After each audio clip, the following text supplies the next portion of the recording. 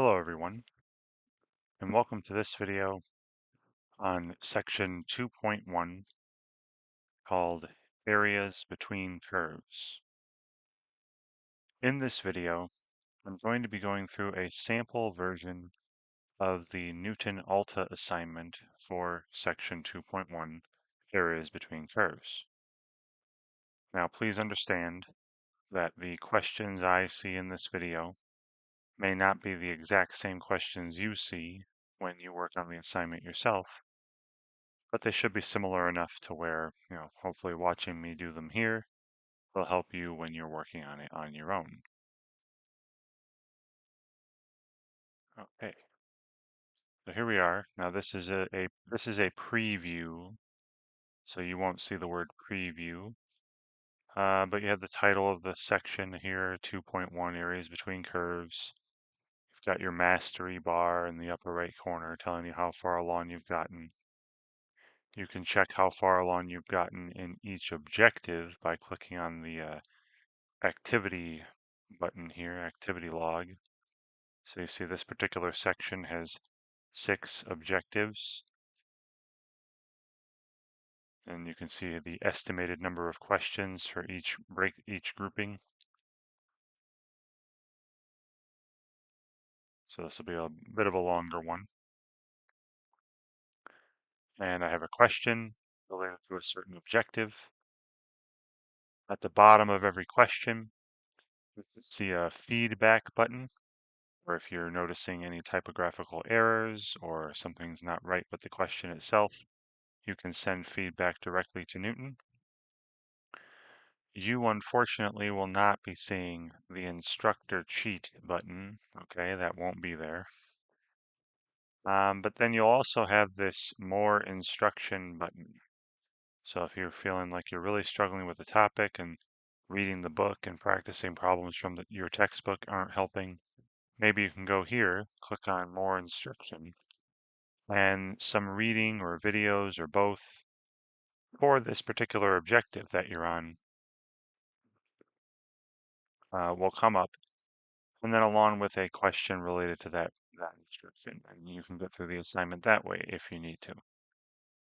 Okay, so the first objective I'm looking at here, and it does bounce around, and I will have timestamps in the description of this video telling you where particular questions are for certain objectives. Right, so you can see them in any order that you wish if you just click through the timestamps. All right, so this first question: determine the area of a region between two curves involving transcendental functions. All right, so question is, R is the region bounded by the functions f equals 1 minus 3 sine of x, g of x equals 3 cosine of x. And then we're asked to find the area of the region bounded by these functions on the interval from x equals 0 to x equals pi over 2. And then we're also asked to enter an exact answer. All right, so no rounding to the nearest hundredth or thousandth or anything like that, no decimal answer here, an exact answer. So many square units. Okay, so we were given a function called f. All right, f of x was 1 minus 3 sine of x. And another function called g. All right, g of x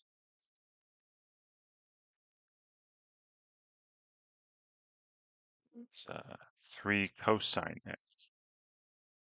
Oops, cosine x. And we're looking on the interval strictly from 0 to pi over 2. All right, so I'm going to make a rough sketch of this. And in some future problems, you might not have to make the graph, yourself. You might be able to just go to a graphing calculator or go to a particular website. I'll show you a nice graphing calculator website here in a minute, where we can graph these two and see where they cross and not have to figure it out so much for ourselves. Okay, so I'm going to graph f in one color and g in another color. And right, we're just going from 0 to pi over 2, right? So I'm not going to graph the entire thing. I'm just going to graph the amount of it that's from 0 to pi over 2. Now, f at 0 is, 1 minus 3 times the sine of 0. The sine of 0 was 0. So that's just 1 minus 0. That's 1, right? So we have 0, 1. It's a point on the left edge of this interval for a graph of f.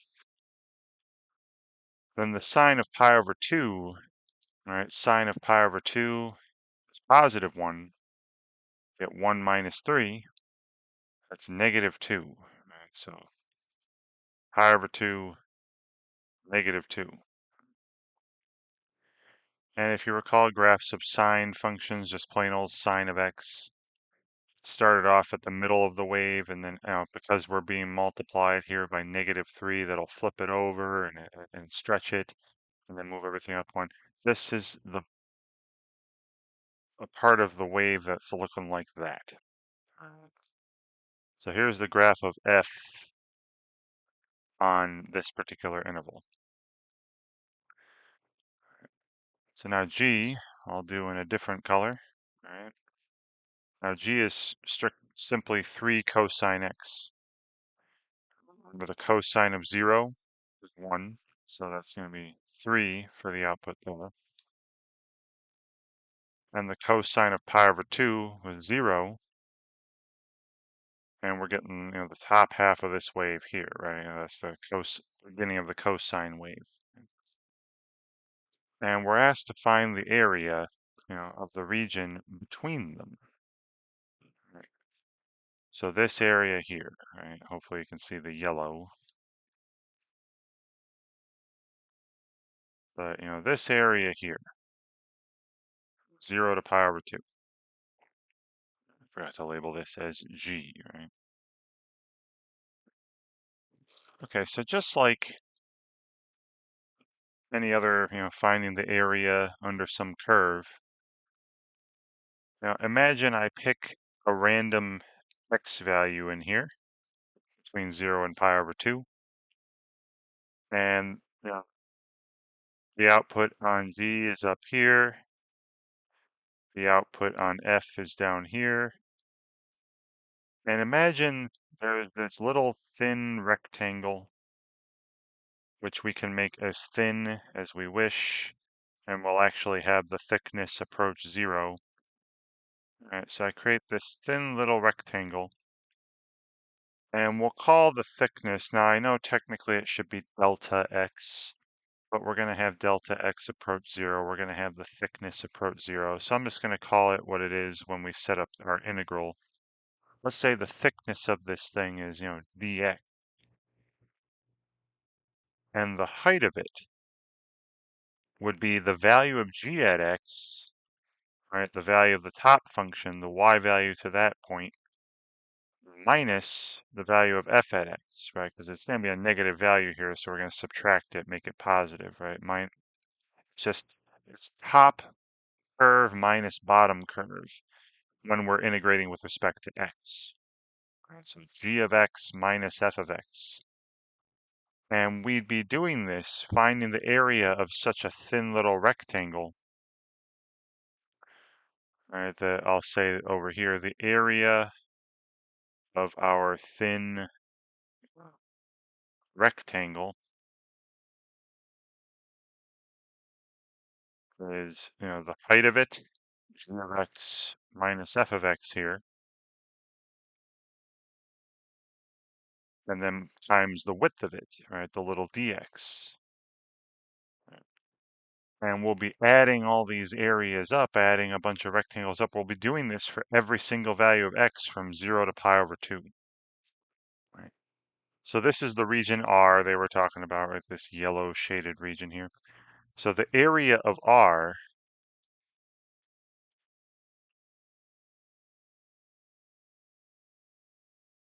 is going to be an integral. We're doing this area here for every value of x from 0 to pi over 2.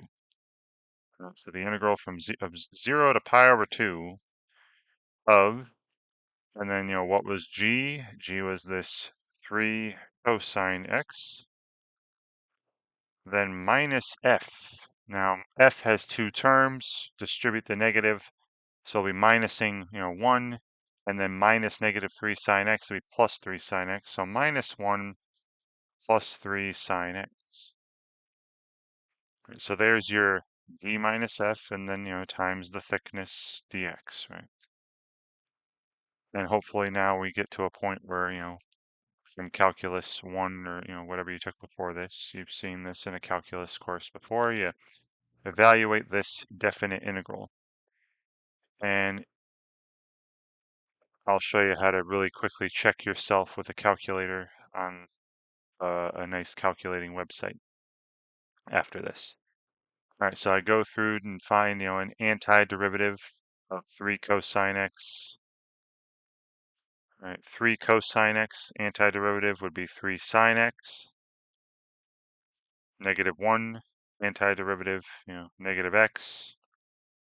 And then plus 3 sine x antiderivative would be minus 3 cosine x, right? Because remember the derivative of cosine x is negative sine x. Right, and we're evaluating this from, x equals 0 to x equals pi over 2. So remember how this works. You take your basic antiderivative here, plug in the top value, plug in the bottom value, and subtract. So we have 3 times the sine of pi over 2 minus pi over 2 minus 3 times the cosine of pi over 2. All right, so there's the value of this expression, this antiderivative at the top value. And then we're going to subtract from that the value of this expression when x is 0. So 3 times the sine of 0 minus 0 minus 3 times the cosine of 0. Now that first expression up here, that the sine of pi over 2 was 1. So this is 3 minus pi over 2, and the cosine of pi over 2 is 0. So this is just 3 minus pi over 2 for the value at the top limit of integration, then minus, and then this value here, right, the sine of 0 was 0, and this is 0 as well. And then cosine of 0 was 1. So this ends up being, negative 3. And if we combine some like terms here, so constants, 3 minus negative 3, that'd be 3 plus 3, that'd be 6. And then we still have this minus pi over 2 left over, right? So there we go. That's as simple as that's getting. And then we'll say, square units, right? This is an area. So this shaded region I had earlier has an area of 6 minus pi over 2 square units. Now, if you'd like to quickly check yourself, I'd suggest going to a website called desmos.com. That's DESMOS.com, which I will show you here. So it looks like, and you open up the graphing calculator or whatever calculator. They have multiple calculators. And you can actually, in the little sidebar here, enter a definite integral. If you simply just type int, a definite integral symbol will come up, and we're integrating, our integral was set up. I'll just put in the integral I set up earlier, right, from 0 pi over 2. Now for pi, you just type in pi, spell out pi, slash 2, right? So the integral from 0 to pi over 2 of, and our integrand was 3 cosine x minus 1 plus 3 sine x. And then you got to put the dx, the widths of the rectangles there. And of course, I should be making sure that I'm in radian mode, right? You see here radians in the toolbar there. All right, cool. Great, so I'm getting 4.42920 blah, blah, blah, square units. Well, let's see if that's actually equal to what I said, 6 minus pi over 2. And look at that, it is the exact same value. So 6 minus pi over 2 is correct. So that's what I'm going to be entering here. So 6 minus, I'm pretty sure you can just do a slash pi. Nope. Maybe a backslash pi. Nope. No, that's pi. So I gotta go and find the special symbol for pi. Unfortunately, that's right here. All right, cool. So 6 minus pi over 2 square units. Then you hit submit. Wonderful. And after, let's say you got it right or got it wrong, and then it'll give you some sort of answer explanation. Now, please read through the answer explanations, whether you got it right or wrong. If you got it wrong, maybe you'll see where you went wrong. And if you got it right, maybe they did it in a different, better way that you like better. Uh, So I suggest glossing over reading through the answer explanations every single time. All right, so let's continue on.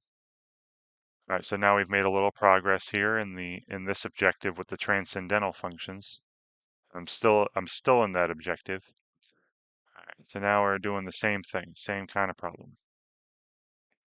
All right, so here R is the region bounded by these functions. F of x equals 9 over x minus 1, or negative 1 plus x. G of x is x minus 9. Find the area bounded between these two functions on the interval from 4 to 10. And once again, we're asked to enter an exact answer. All right, so no decimals. All right, so back on my paper here. So F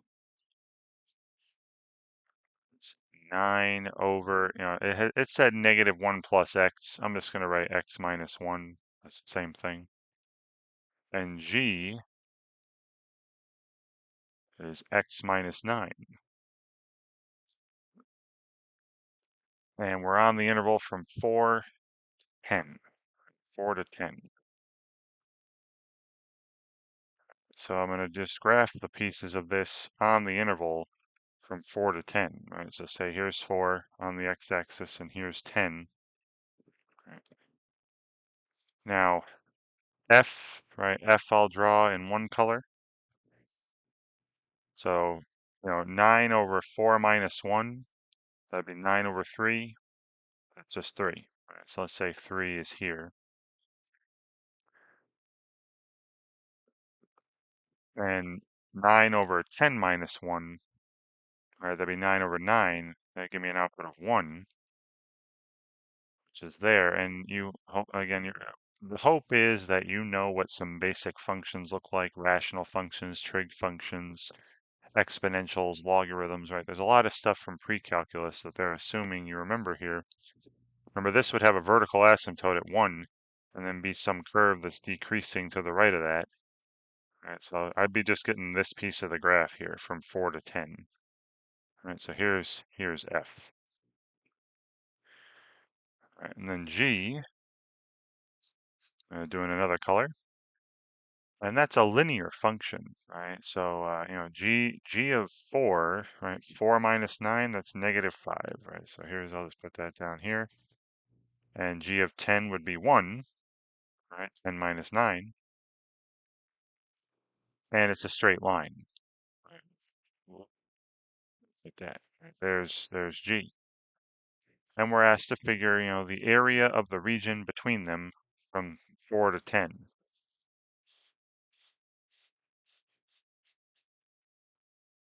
So once again, what I'm doing here is, from 4 to 10, I pick a value of x, and I make this like little thin rectangle. I'm imagining these little thin rectangles. The height of it would be f minus g this time. And again, the width, because that's a little, again, normally I'd call it delta x, but when we're integral, we're going to have that approach 0. I'll just call it dx, right, for the integral. So once again, the area of a, thin rectangle. This time, top minus bottom is, f minus g. So that's the height. Right, this height of the rectangle would be f at x minus g at x. And then the width, I'm calling dx. Right, so there's the area of one of these little thin rectangles. And then I'm doing this for every single x value here and adding them up from 4 to 10, right? So the area of this region, once again, the region was called R. Right, let's put an R here for region R. The area of R, right, the area of R is going to be, the definite integral from x equals 4 to 10. So those are my limits of integration of, f minus g this time, top minus bottom. So f was, 9 over x minus 1 minus, and then g has multiple terms, so I'm going to subtract all of them. So minus x plus 9, right, if I distribute the negative. So there represents the height of the rectangle at any value of x, and then times the width, right, which we were calling dx.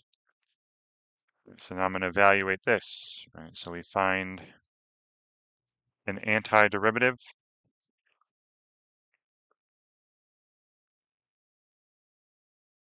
So 9 over x minus 1, that would be 9 times the natural log of the absolute value of x minus 1. Yeah, hoping the hope is that you remember all these, pretty basic antiderivatives and derivatives and things from Calc 1. Then minus, antiderivative of x would be half x squared. And then antiderivative of 9, right, plus 9x. And we're going from x equals 4 to x equals 10. Right, so once again, I take this antiderivative here, I plug in the top value, plug in the bottom value, and subtract, right? So plug in the top, so 9 times the natural log of 10 minus 1. So I'm just going to simplify it a bit as we go. The absolute value of 10 minus 1, that's just 9, right? So that's the natural log of 9. Then minus half of 10 squared. Well, 10 squared is 100. Half of that is 50.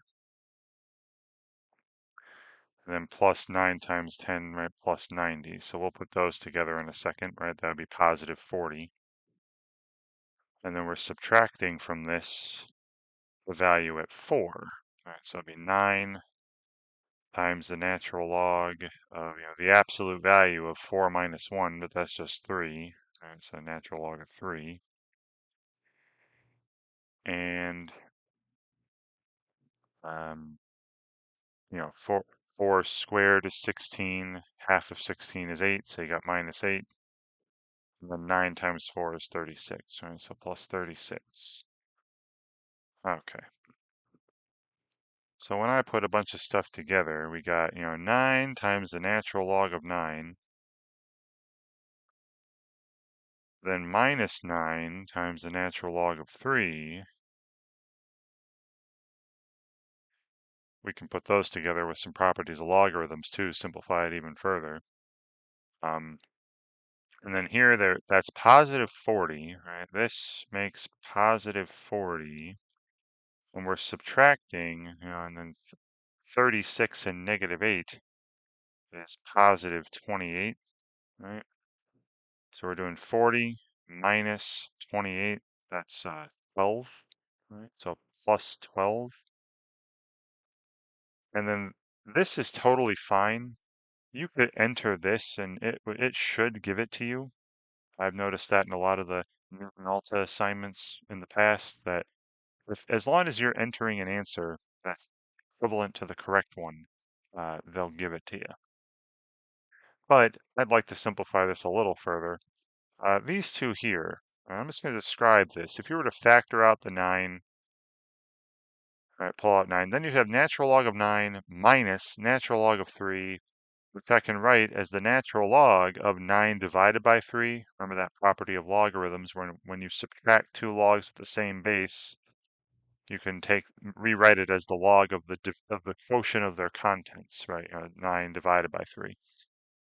So this is 9 times just the natural log of 3, right? 9 divided by 3, and then plus 12, right? And again, these don't go together. So I'm gonna write it this way. I like this more. That's a lot more condensed. And of course, this is square units, right? So there's the area, the exact area of our particular region, right? The shaded region here. And what I'm going to do now is, double check myself. I'm going to go to my calculator on Desmos and enter this integral we set up and see that I got the same number.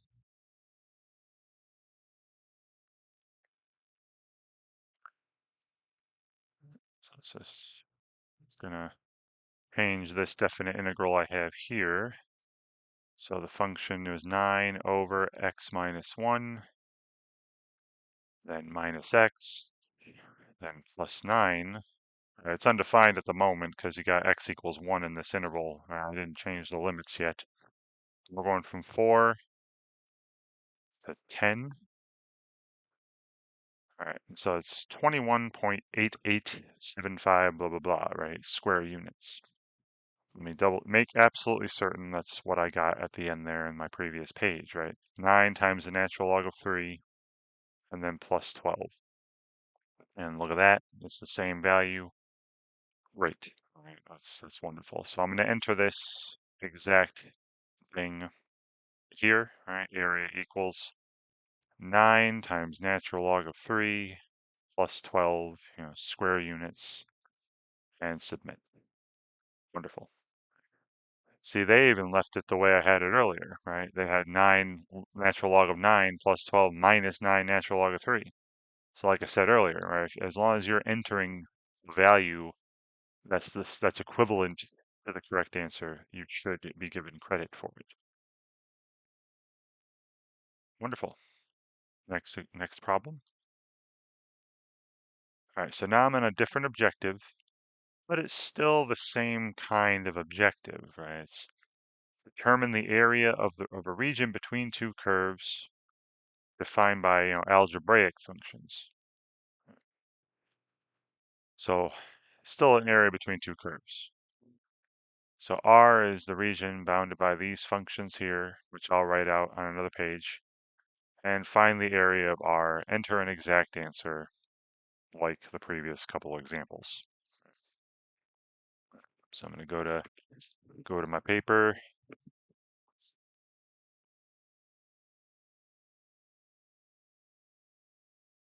So this time we're given function f of x is 2 over x. And function g is negative x over 7, so negative 1/7 x plus 9/7. Okay. And that's it. Right, notice in this particular problem, they don't give us an interval. That means we need to figure out where do these two curves cross each other? Where do they intersect? So that's what I'm going to start off by doing. Before I even graph, I'm just going to find points of intersection, right? Because again, we are not given a specific interval this time. So in order to find the area between the two curves, I need to know what it means to be, between these curves. Where do they meet? So where does f of x, where is f of x going to be equal to g of x? So I'm solving this algebraic equation. So f of x, it's 2 over x. G of x, the negative 1, x over 7 plus 9 over 7. Right, and I've got this equation involving fractions. Now, I guess you could also write this side here as 9 minus x all over 7, or negative x plus 9 all over 7. And then we have what's called a proportion. Fraction equals fraction. 2 over x equals 9 minus x over 7. So I can do cross products here. Say x times 9 minus x right, must be equal to 7 times 2, so that's 14. And we solve this, right? So distributing the x, we got 9x minus x squared equals 14. And taking everything to one side, I like having a positive x squared, so I'm going to add x squared and subtract 9x. And then you could use the quadratic formula here, or, this is actually nice and factorable. This actually factors to x minus 2 times x minus 7. Right? So the points of intersection, one of them will be at a point where x equals 2, and the other one will be at a point where x equals 7. Right. Now, in either one of these, right, when x equals 2, the output is 1. So one of the points of intersection is 2, 1. And when x equals 7, the output is 2 sevenths. So that'll be the other point of intersection.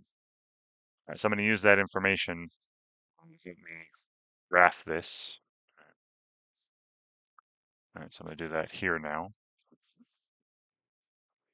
So I'm going to make a rough sketch of this. So basically, we're just going from 2 to 7, right? So here's 2 on the x-axis, 7 on the x-axis. And once again, I'll be graphing, F in one color and G in another. So yeah, so you got 2, 1. Let's say 1 is up here, right? 2, 1, and then 7, 2 sevenths. A lot less than 1 there. Not a lot less, but it's less than 1. And, 2 over x, again, another one of those rational functions where you'd have a vertical asymptote at 0, and then you'd have this decreasing curve. So you have a curve, it's definitely something like this, right? So it's part of that curve just from 2 to 7. That's all I really care about. There's the graph of f. And then the graph of g is just a straight line, right? G is a line. It's with a slope of -1/7, and a y-intercept of 9/7. So it's going through the point 2, 1 and 0.727 straight line, right? There's G. So sorry that this is a pretty thin, my drawing, I could have made it a little bigger, but the area between them then is this area here, right? This is the region R that they speak of. Okay, so let me keep that picture up. And as before, right, what I'm going to be doing here to find this area is take any, x from 2 to 7, right? Pick any, we're doing x values from 2 to 7 here, creating these little thin rectangles with a thickness of dx then, right? Delta x becomes dx in the integral. And the height, right, the height of it will be g minus f, the value of g at x minus the value of f at x, right? It's always, top minus bottom, high minus low. And we're going to be doing this for every x value from 2 to 7. So I'm not going to write the area of the thin rectangle this time. So I'll call this region R again, and then the area of R is a definite integral from 2 to 7 of, and then g minus f. Just to remind you what those were. Right here was g and f. So g, so -1/7 x, negative x over 7 plus 9 sevenths, and then minus f, so minus 2 over x, and then times the thickness, right, times dx. And now we're just evaluating this integral here, and then I'll check my work with the calculator just to be doubly sure. So this is negative 1/14 x squared plus 9/7 x minus 2 times the natural log of the absolute value of x. There's antiderivative of that. We're going from x equals 2 to x equals 7. And then like before, I'm going to kind of evaluate these as we go along and simplify as we go along. So when I plug in 7, right, this is 7 times 7. Now, negative 1/14 times a 7 would be negative half, and then you have another 7. So this would be negative 7 halves, right? Or 49/14, right? 7 squared over 14, 7 halves, plus 9, right? Because when x is 7, the 7s would cancel. You got 9 left. Then minus, 2 times the natural log of the absolute value of 7 is just 7. Right? So there's the value, and we'll put the constants together in a second. There's the value at x equals 7, minus, and then the value at x equals 2. Well, when x is 2, this is 2 squared, that's 4/14, which reduces to 2/7, right? So negative 2/7, 4/14. Then 18/7, right? 9 times 2 over 7, plus 18/7. So that's going to be, 16/7 in a second. And then minus 2 times the natural log, the absolute value of 2, which is just, 2.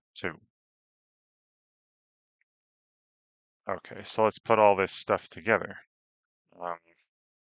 Now these two numbers here, this is 7 halves. 9 would be 18 halves. Negative 7 halves plus 18 halves, that's 11 halves. Or 77/14. I'm going to see why I'm doing that in a second. Because the least common denominator for all the fractions in this is 14. And then these here, negative 2/7 plus 18/7, that's 16/7, which would be 32/14. Just keep that in mind. All right, so now we put it together. So I've got 77/14 minus 32/14. All right, so that's going to be 45/14. All right, 45/14.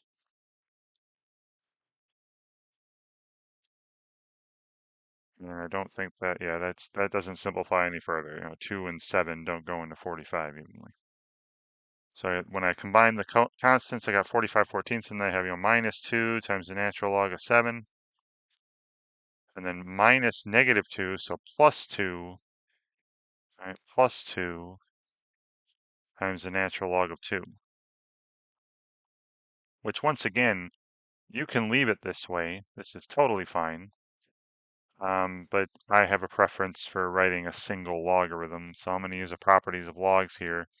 This is 45/14. And if I were to factor a 2 out of this, you'd have natural log of 2 positive and then negative log 7. So natural log of 2 minus log 7. So you have, plus 2 times the natural log of 2/7. Right, when you do log 2 minus log 7, you can write it as log of 2/7. So I'm going to type in this, right? This is going to take a little less typing. But you could also type in this, right? So whatever, as long as it's equivalent. All right, and then let me double check, right? I'm gonna enter our definite integral here and see if this value is exactly the same, because I don't want to get things wrong in the Newton-Alta homework, right? You've probably noticed that if you get things incorrect, it'll make the assignment even longer because they think you need more practice.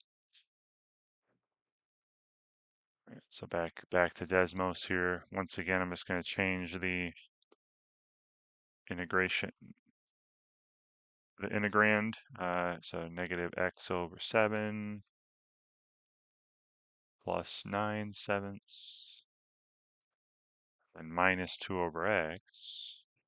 And we're changing the limits of integration as well, from 2 to 7. 2 to 7. All right, so this is giving me, you saw how thin it was, right? It's less than 1 square unit on the coordinate plane there, 0.7 square units.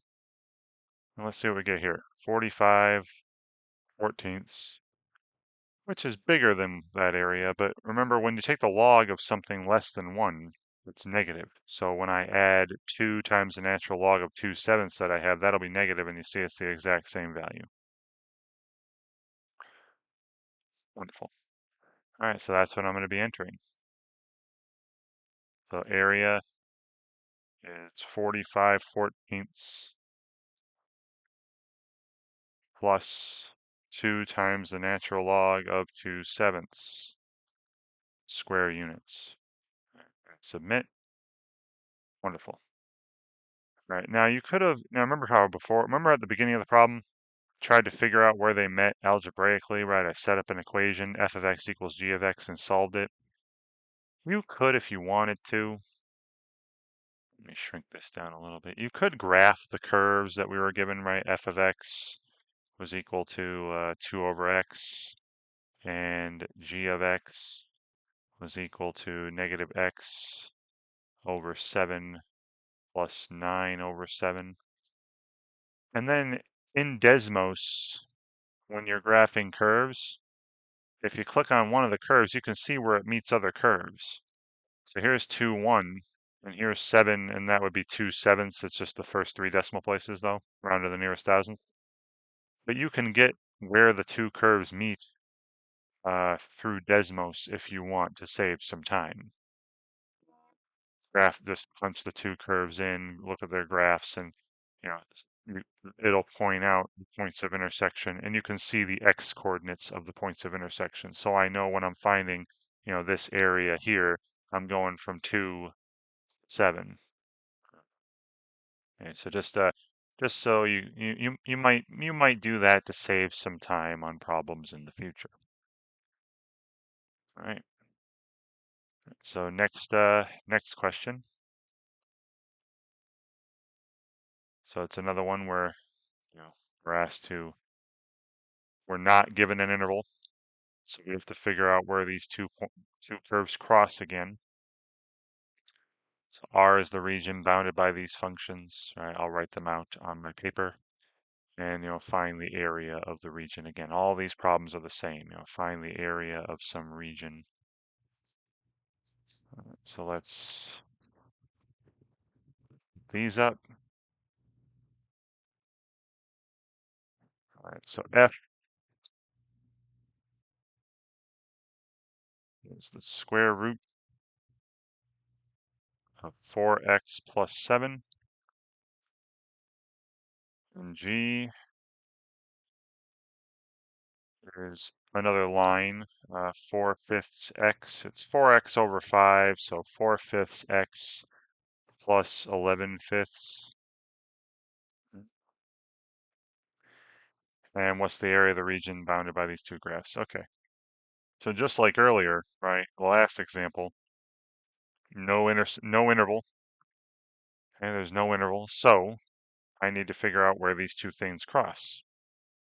So where is f equal to g? So where is, the square root of 4x plus 7 equal to, now I'm just going to put, since these are both over 5, I'm going to write it this way, 4x plus 11 all over 5, right? That's the same thing as 4x over 5 plus 11 over 5. All right, so remember how to solve, square root problems, right? I'm going to get the square root alone, which it is already over here, and then you square both sides. So it'll be 4x plus 7 equals, now when you square a fraction, you can square the numerator, which would be 16x squared plus 88x plus 121, right? It would be 4x plus 11 times 4x plus 11 when you FOIL it, divided by, and then 25. Okay, and then I'm going to multiply by 25. Right, when I multiply by 25, this left side now becomes 100x plus 175 equals, 16x squared plus 88x plus 121. Take everything to one side, 0 equals 16x squared, and then minus 12x 88 minus 100. And then, 175 minus 121 or 121 minus 175 would be negative 54. And we can factor this a little bit. I can pull out a greatest common factor.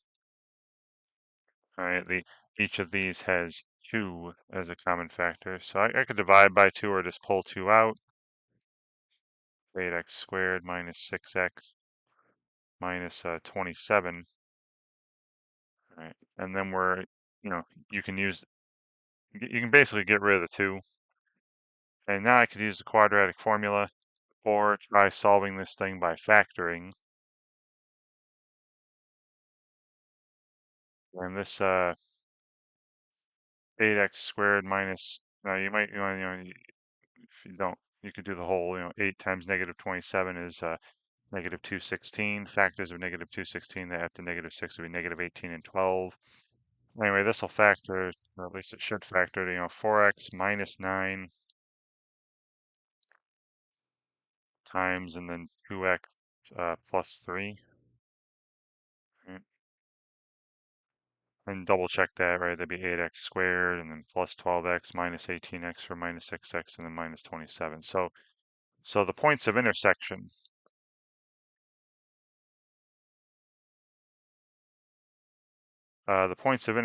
one of them will be at negative 3 halves, right? That's when 2x plus 3 would be 0. And if I plug in negative 3 halves to either of these, um, negative 3 halves times 4 would be negative 6 plus 7 is 1. You have output of 1, square root of 1. Same thing over here. Negative 3 halves times 4 is, negative 6. Negative 6 fifths plus 11 fifths is 5 fifths. You get that point is one where they cross. And then the other one would be at positive 9 fourths. At 9 fourths. And if I plug in 9 fourths, this would be the square root of 16. That's going to be an output of 4. So or same thing here, plug in 9 fourths, it'd be 9 fifths plus 11 fifths. That's 20 fifths or 4. Right? So now I got the points of intersection, which again, you could have the Desmos find it for you. It'll be in decimal form though on the graph. So that'd be negative 1.5 and 2.25. But still, you can get your limits of integration. All right, so now I'm going to make a rough sketch of this region.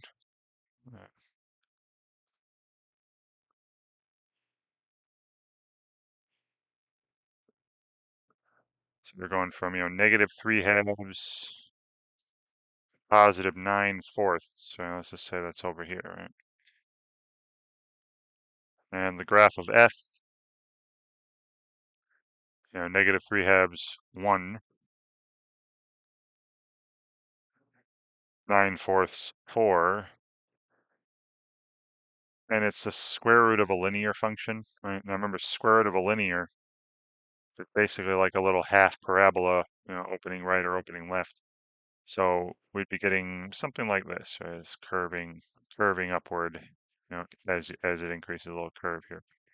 And the other one's a line, so maybe I should have made this a little curvier because the other graph is a straight line, right? There's a line between these two, straight line.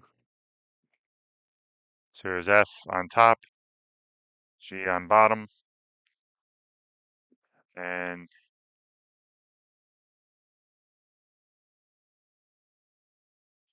that's the area of the region between. Right, so we call this region R again, right? And I'm going to skip the whole, I would pick a value of X, create a thin little rectangle where the height is F minus G and the width is dx. So the area of R, set up the integral. Area of R equals the integral from negative 3 halves to 9 fourths of, and then the area of each of these thin little rectangles if I pick the value of X in here. Right? So it'll be F minus G. So F was the square root of 4x plus 7. Right? You could also think of that as 4x plus 7 to the half power. Right? Don't forget that, to the square is to the half power. Then minus G but g had two terms, so I'm subtracting both of these. So minus 4/5 x, and then minus 11/5. Right? Right, so here's the integral in question, times dx, right, times the thickness of the rectangles. All right, so we're going to do this here, right? Find the value of this integral. All right, so first, antiderivative. Again, I would like to think of this as 4x plus 7, like this, 4x plus 7 to the 1/2 power. So the antiderivative would have 4x plus 7 to the 3/2, but then, times 2/3, but also times a quarter, right? Because remember, when I differentiate this, I'd have to multiply it by 4. So when I, because of the chain rule. So when I anti-differentiate it, I'm going to do the opposite of that, or the reciprocal of that, right? Multiply by a quarter. So I'd have times 2/3, but then times a quarter, which would be 2/12 or 1/6. So I'd have 1/6 as the coefficient of that, right? 2/3 times 1/4. Okay. Then next, minus x squared over 2, like half x squared, but half of 4/5 is 2/5, right? So it's 2/5 x squared, and then minus 11/5 x. And we're evaluating from x equals negative 3/2 to x equals 9/4. Okay. So first I'm plugging in 9/4. I'll just do this kind of out loud here. 9/4 times 4 is 9, plus 7 would be 16. Square root of 16, remember the denominator of power tells you the root, and then you raise it to the numerator power. Square root of 16 is 4. Then you have 4 cubed is, 64. 64. And 64 over 6 would be 32 over 3. All right, so you got 32/3 when x is 9/4 for this term. Then here, when x is 9/4, you're going to be squaring that. So it'd be 81/16, but 2 goes into 16 8 times, right? So 81/16, 2 goes into 16 8 times. 81/8 times 1/5 would be 81/40, right? So minus 81/40, right? 2/5 times 81/16. And then minus 11/5 times, 9/4 be 99/20, and nothing really simplifies there. So minus 99/20. Okay, we'll put all that together later. All right, minus, I'm doing the same thing now with negative 3/2. Now this will be a little nicer here because 4 times negative, 3/2 would be negative 6 plus 7 is 1, and 1 to any power is 1. So this is just 1/6 to start. Then minus, and then, negative 3/2 squared would be positive 9/4, but, the 2 up here will make that 9/2, but then times 1/5 makes that minus 9/10.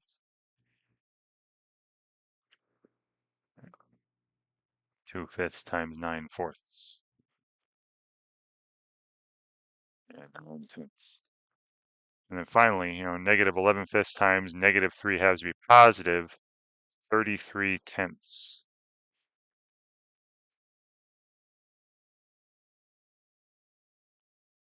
Okay, so I'm going to put these together now. Now, I think I'm not going to test it out though, just in case it's incorrect. But I think you could actually just enter this way in the Newton Alta, and it'll take it. But just to be safe, let's put some of this stuff together. All right. So this number here would be, if I want, let's do the 40th first real quick. This would be 198/40, right? And then, so I have negative 81 40ths minus 198 40ths, be negative 279 40ths, right? These here make negative 279 40ths. And 2 and 5 don't go into that. All right, then I need to get these to be common denominator. I multiply by 3. So this one I multiply by 40, right, to get a over 120. So 32. Right, you know what I'm going to do? Instead of wasting all this time. I mean, I know I'd eventually get there, but it's going to be a little annoying. What I'm going to do is I'm going to go to my Desmos calculator, enter all this, and see what fraction pops up, because you can change rational answers into fractions. So let's do that. I'll just type in what we had here. All right, so let's do that on this line. So in the first set of parentheses, right, I had 32 thirds minus 81 40ths minus 99 20ths, right? That was the first set of parentheses. When I've plugged in x equals 9 fourths minus 1/6. In the second set of parentheses, I got 1/6 minus 9/10 plus 33/10. Right, that's what I got when I plugged in x equals negative 3. I'm sorry, so it's 1 and 1/8. It's 1 and 1/8, 1.125, right? That's 9/8, 1 and 1/8. All right, so this, back to the paper. So rather than waste all that time with this arithmetic, this is 9/8 square units. All right, so that area there should be a little bit more than 1 square unit. Now I still want to double check the way I've been double checking, right? Make sure that this integral actually is, 9/8. So back to the Desmos here, I'm just going to change my integrand to what we had, right? Square root, you can just type SQRT. So it's square root of 4x plus 7. And then after that, minus 4x over 5 minus 11/5. And we were evaluating this from negative 3/2 to 9 fourths.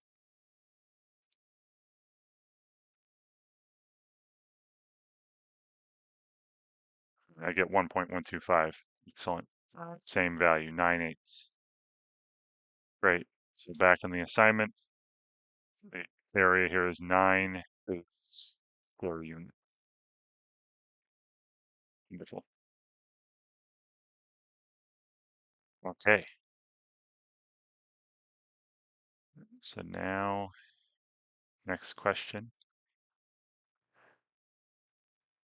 So same deal. Really the same thing, right? It's always area of region between curves.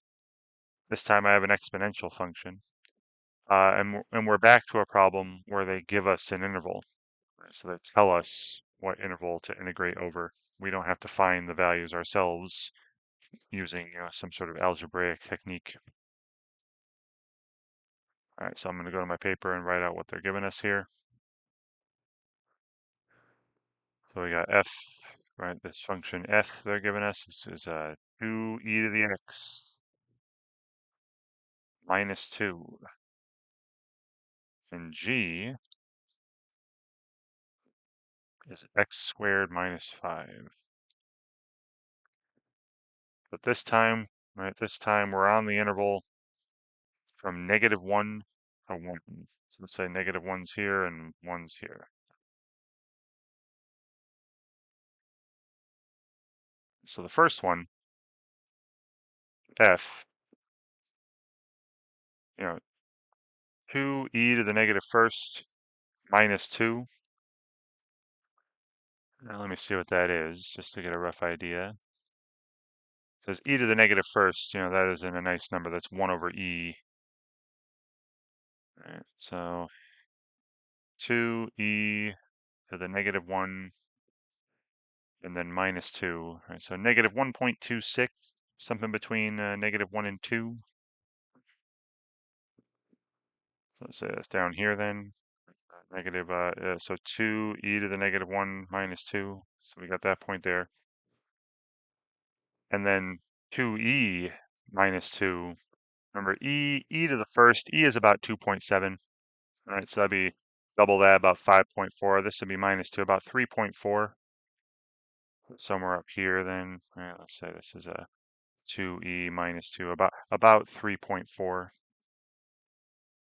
And this is a basic exponential function where, you got a vertical stretch and then you have a vertical shift down to, yeah, you're be nice and exponential, right? Now at 0, right, e to the 0 would be 1.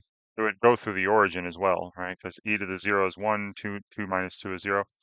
So it's this exponential curve. It goes through the origin and, ends up there. I know it looks like a straight line when I'm drawing it, but it should be an exponential curve, right? So there's f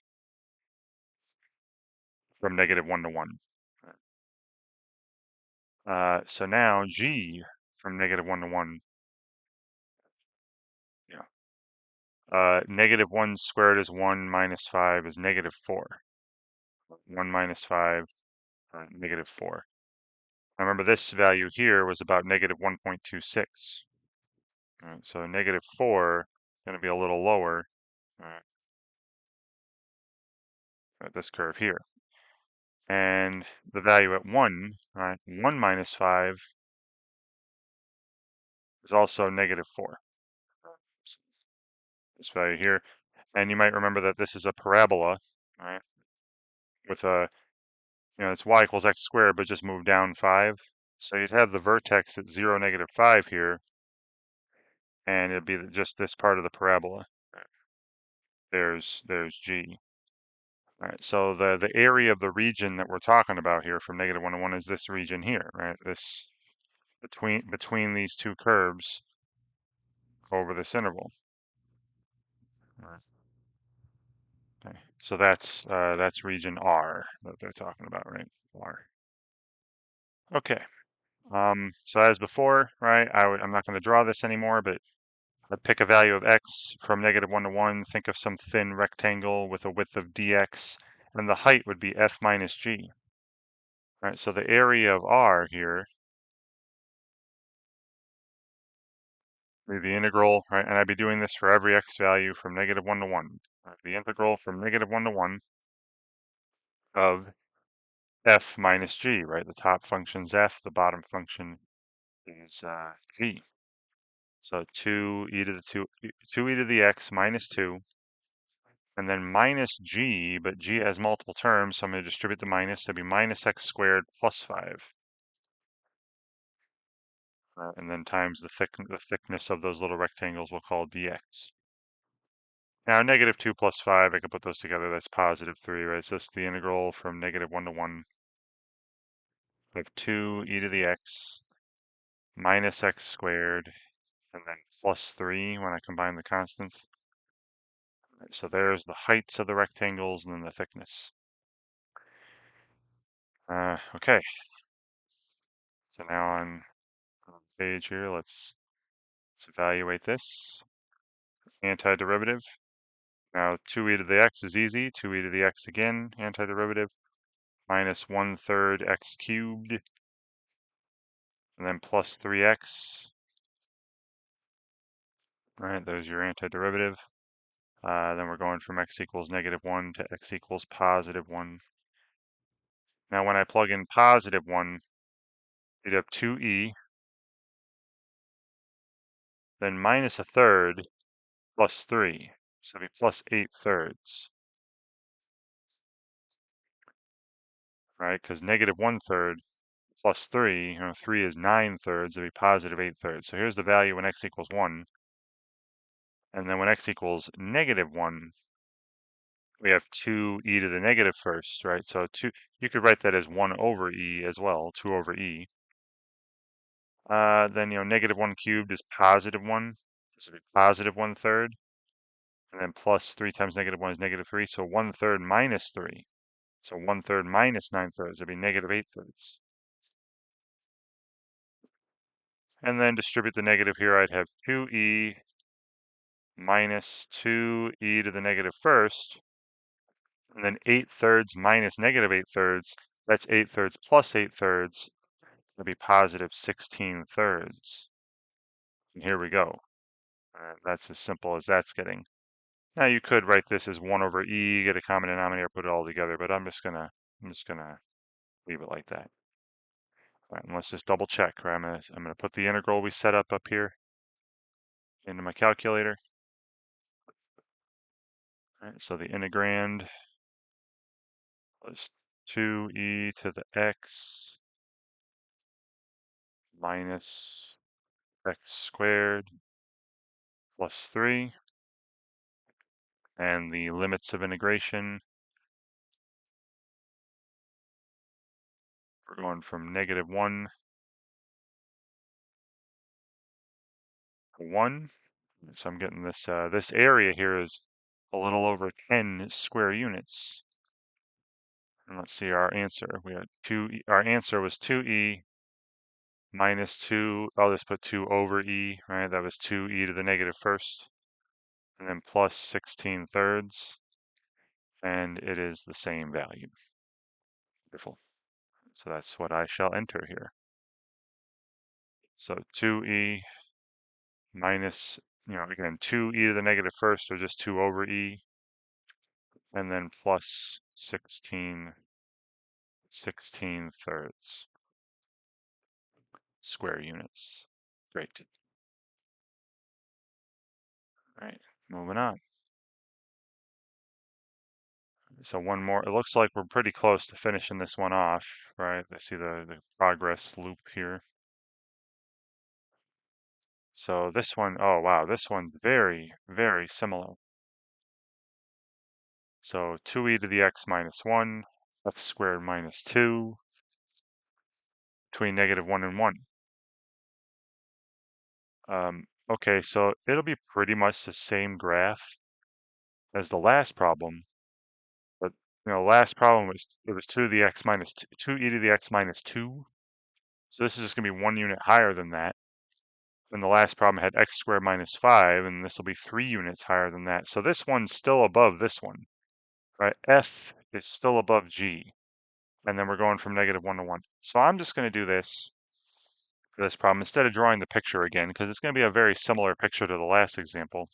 I'm just going to set up the integral straight away.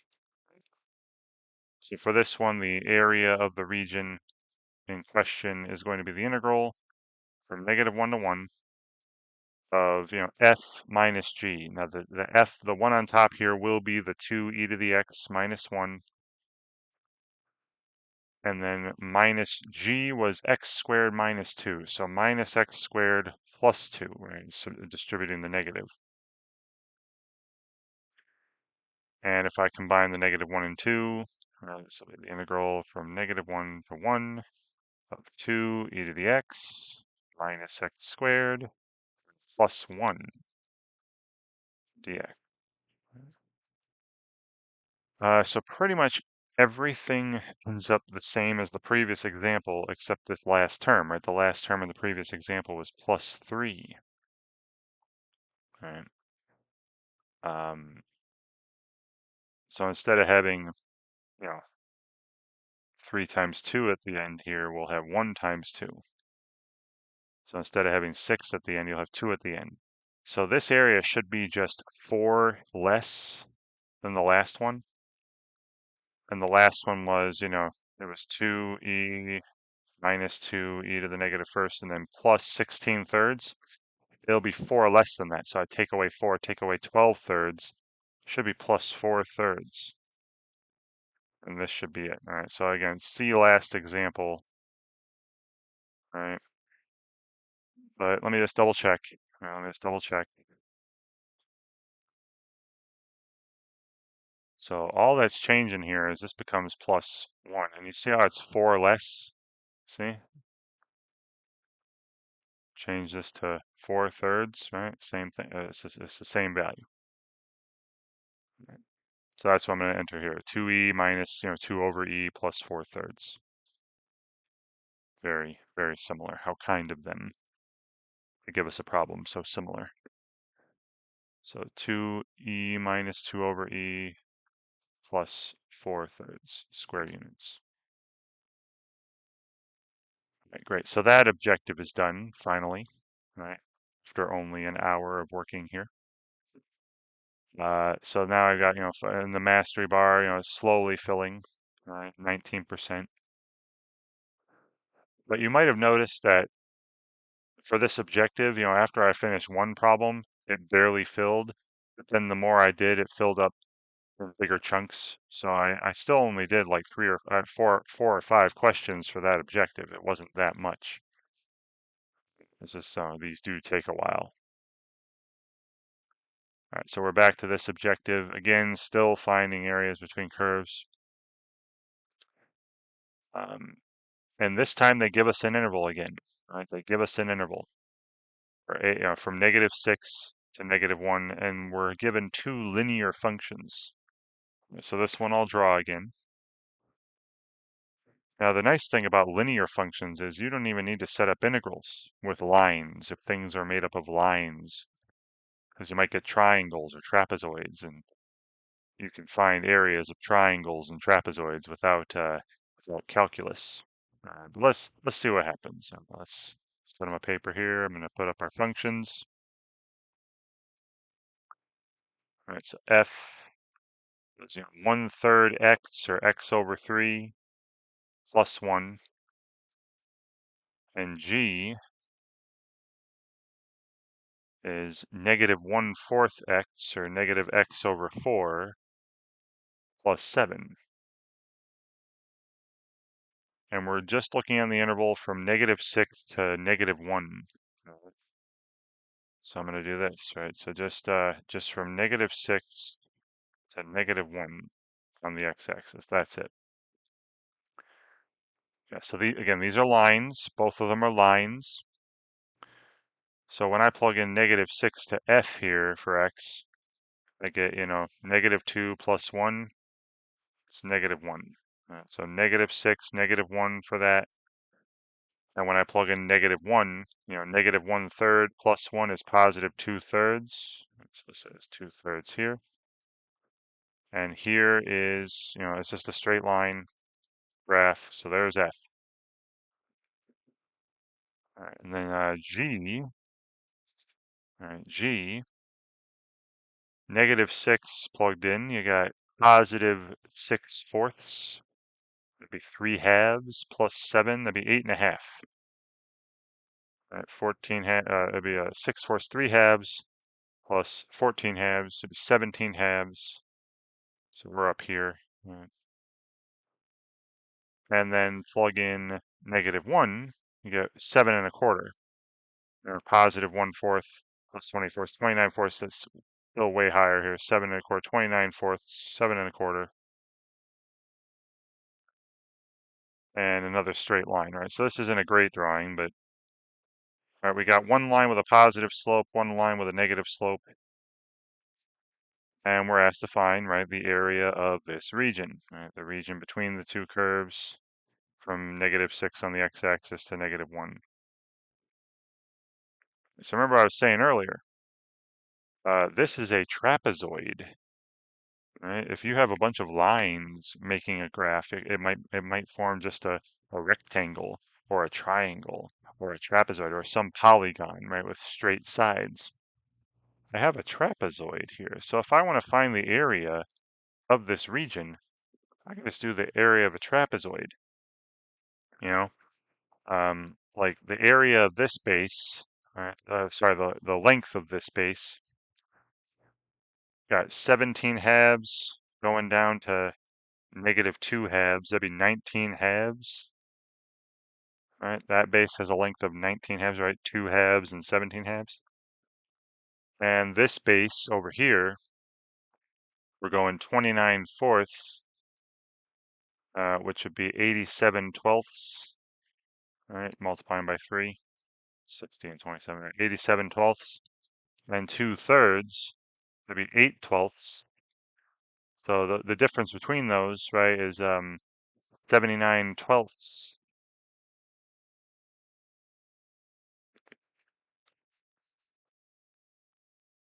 And the height, right, the distance between the bases here, right, the distance between the bases is 5 units. So remember, the area of a trapezoid is half the sum of the bases times the height. Half of 19 halves plus 79 twelfths, and then times the height of this thing, right, times 5, and this should be it. Now, of course, you can set up an integral, and I will, and we'll double check on the calculator that it's the same value. But this 19 halves, right, I want to get over 12, so I multiply by 6. That'd be a 114, right, 60 plus 54, so 114 twelfths plus 79 twelfths, and adding these up, that'd be 180, 193 twelfths. But then we're multiplying by 5 halves, right? Times 5 halves. So it'd be a 500 plus 450. That'd be 950 plus 50, 965 over 24 square units. Right. So we should end up with that 965 over 24. This is multiples of 2 and 3 here, right? This is 2 cubed times 3. 2 this doesn't simplify any further. 2 and 3 don't go into 965. So it should end up with this. Now you could also, right, set up the integral. This area would be the integral from -6 to -1, right? -6 to -1 of, and then g minus f, right? The heights of any rectangle, little thin rectangle I think of would be g minus f. So -1/4 x plus 7, and then minus f minus 1/3 x minus 1, right? Distributing the negative. And if I combine some like terms there, this is a -3 twelfths minus 4 twelfths, right? That'd be -7 twelfths x, and then 7 minus 1 is plus 6. Right? And I'm going to put this in on my calculator, this integral, and see that I get the same value as this, 965 24ths, when I thought about it as just the area of a trapezoid. So -7 twelfths x plus 6 for the integrand, and from -6 to -1. So it's 40 over, a little over 40, but if I change that to a fraction, see, it's 965 over 24, like I got when I thought about it as a trapezoid. So, yeah, so this area, exact answer, 965 over 24, square units. Great. Yeah, straight lines could be easier to work with. Okay, next. So here's another one where there's just straight lines. Ooh, okay, look at this. This is a little different. So they're asking you to write the integral this time, right? Not just find the area, but what would be the integral setup here? All right, so yes, I'll probably get a trapezoid again or a triangle, but I'm not asked to find the area of that. I'm asked to set up the actual integral to help me find the area. Okay. So let's do that. So we just need to know basically, right, which function's on top and which is on bottom. F was 1/4 x over 4 minus 7, and g is -4x minus 10. And we're on the interval from -4 to -1. All right, so I'm going to do this. So from -4 to -1, let's say, right on the x-axis. So f, when I plug in -4, that give me -1 minus 7, that give me an output of -8. So -4 and -8. I might have to bring this down a little more because of this function here, but and this has a positive slope, so it's going to be going up, right? When I plug in -1, I'll have -7 1/4, right?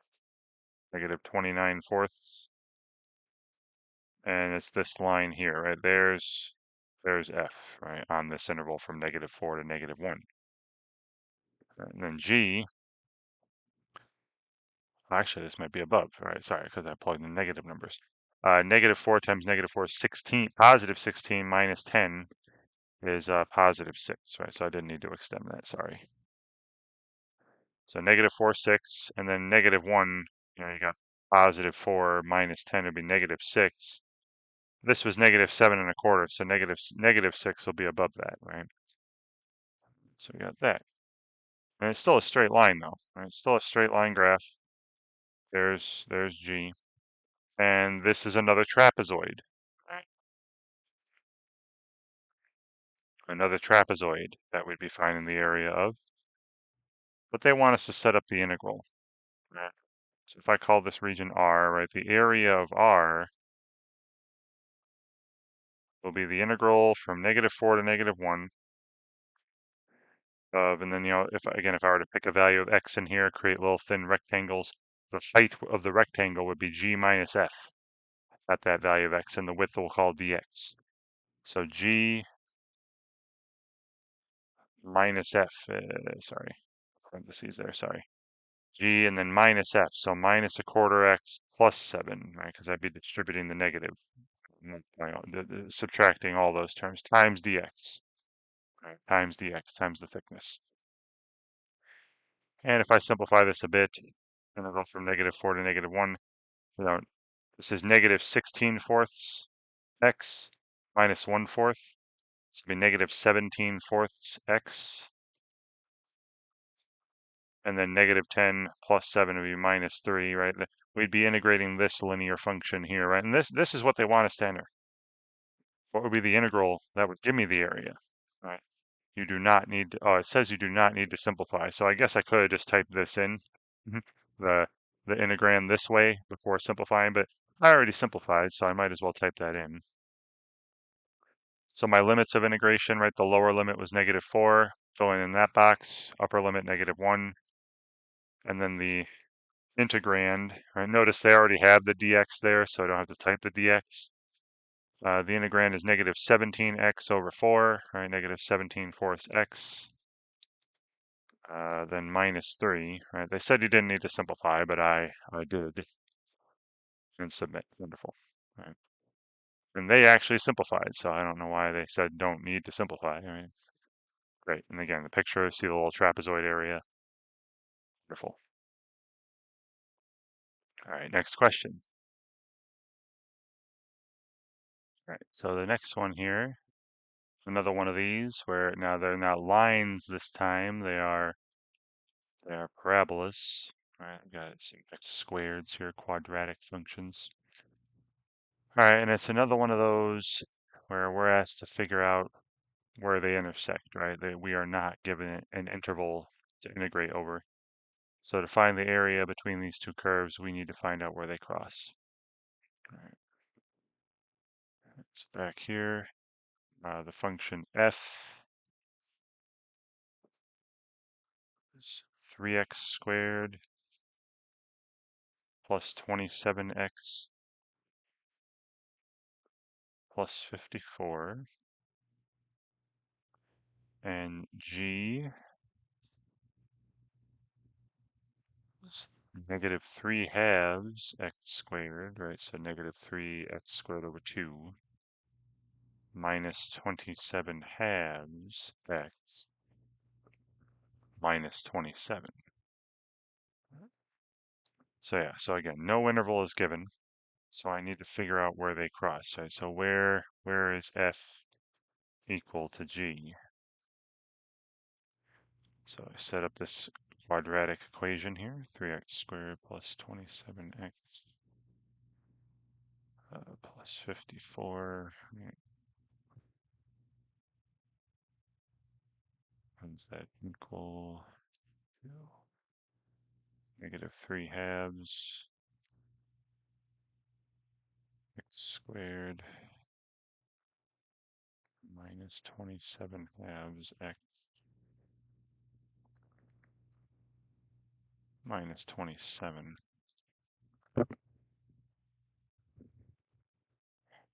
Now maybe you see this, but if I were to pull out negative half from this right side, you'd have 3x squared plus 27x plus 54 as the other factor. So the same thing as over here. So I'm going to add this half here, add all this. So I have one of something plus half of it. That'd be one and a half of it, 3 halves of it. So you'd have 3 halves times, 3x squared plus 27x plus 54 equals 0. And then I also noticed that you can pull a 3 out of each of these coefficients here, right? Each term in here, this quadratic has a common factor of 3. So if I do that, you'll have 9 halves times x squared plus 9x plus pulling a 3 out there, 18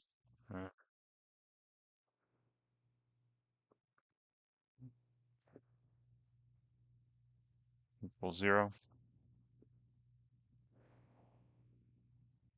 3 times 18, 30 and 54, right? 30 and 24. Okay, so now we're only focused on this, right? When would this be 0? And that factors nicely to x plus 3 times x plus 6. Right? So the points of intersection are going to be at when x is negative 3 and when x is positive 6.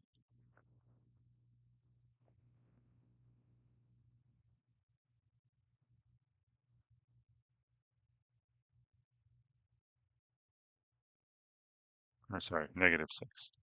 So x equals negative 6, negative 3. Negative 6, negative 3. Now I could plug these in and, figure out what the points actually are, what the outputs are. But again, I know what these are supposed to look like. This is a parabola that's curving up. This would be a parabola curving down. So here's what it's going to look like. And I don't know exact values, but I know at negative 6 they'll meet, and at negative 3 they'll meet. So again, exactly where they'll meet, I have no idea. All right, so this is a question mark. I don't know where they'll meet, but I know they'll meet somewhere. And same thing over here. I don't know where this is. Okay, I didn't plug it in. But I know they're going to meet somewhere. And then F is going to go through these 2 points. And we saw when we factored F here, right? F was this. These are the x-intercepts. So actually, I do know where they are. Sorry. It says 0 and 0. So silly me. Because I know where F, when I plug in negative 6, it's going to, because this we factored here, right? So negative 6 is going to make F 0, so it will make G 0, and negative 3 will make F 0. So my apologies. I do know where those are. So the points of intersection are at negative 3, 0, and negative 6, 0. Okay. And then F is a parabola opening up. Those are the x-intercepts, so the vertex is going to be halfway between them somewhere. There's F. And I don't know exactly where the vertex is, and I don't need to know. Right? And then G goes to these same points, but it's going to be a parabola opening down, right? It's got a negative lead coefficient, so something like that. There's G. And the region in question then, right, is this area here, right? The area between these two parabolas. So that's R, right? And once again, we're asked to find, what is this area? Right. Again, you could have gone to Desmos and graphed G, graphed F, and you'd see these points, right? These would pop out at you. You don't need to do all this if you don't want to. There's quick ways around it with calculator work. All right, so now the area, right? So the area of this region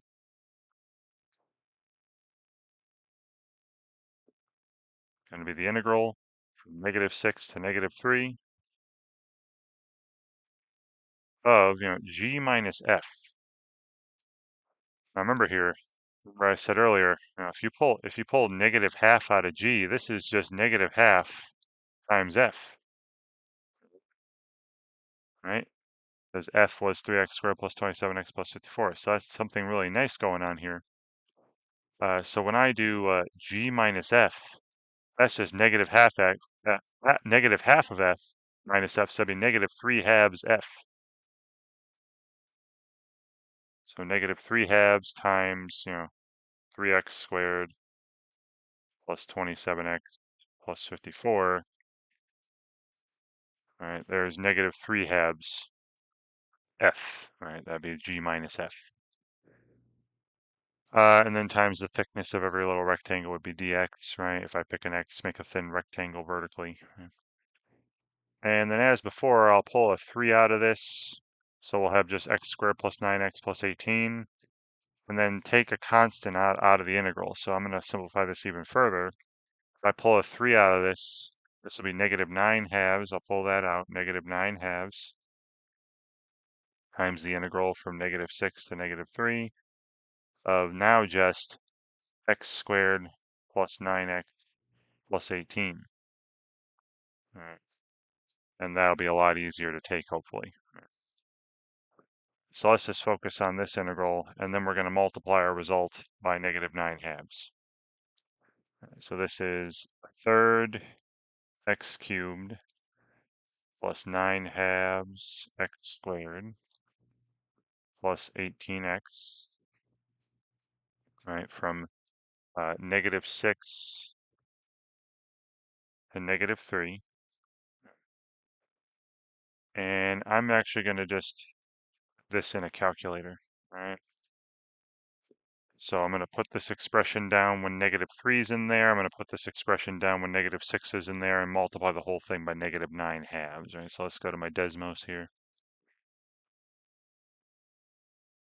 So I have -9 halves times, and then, big set of parentheses first, and then another set of parentheses where I plug in -3, right? So 1/3 times, -3 cubed plus 9 halves times, let's put 9, -3 squared. I know -3 cubed is -27 as well, but -3 squared is 9.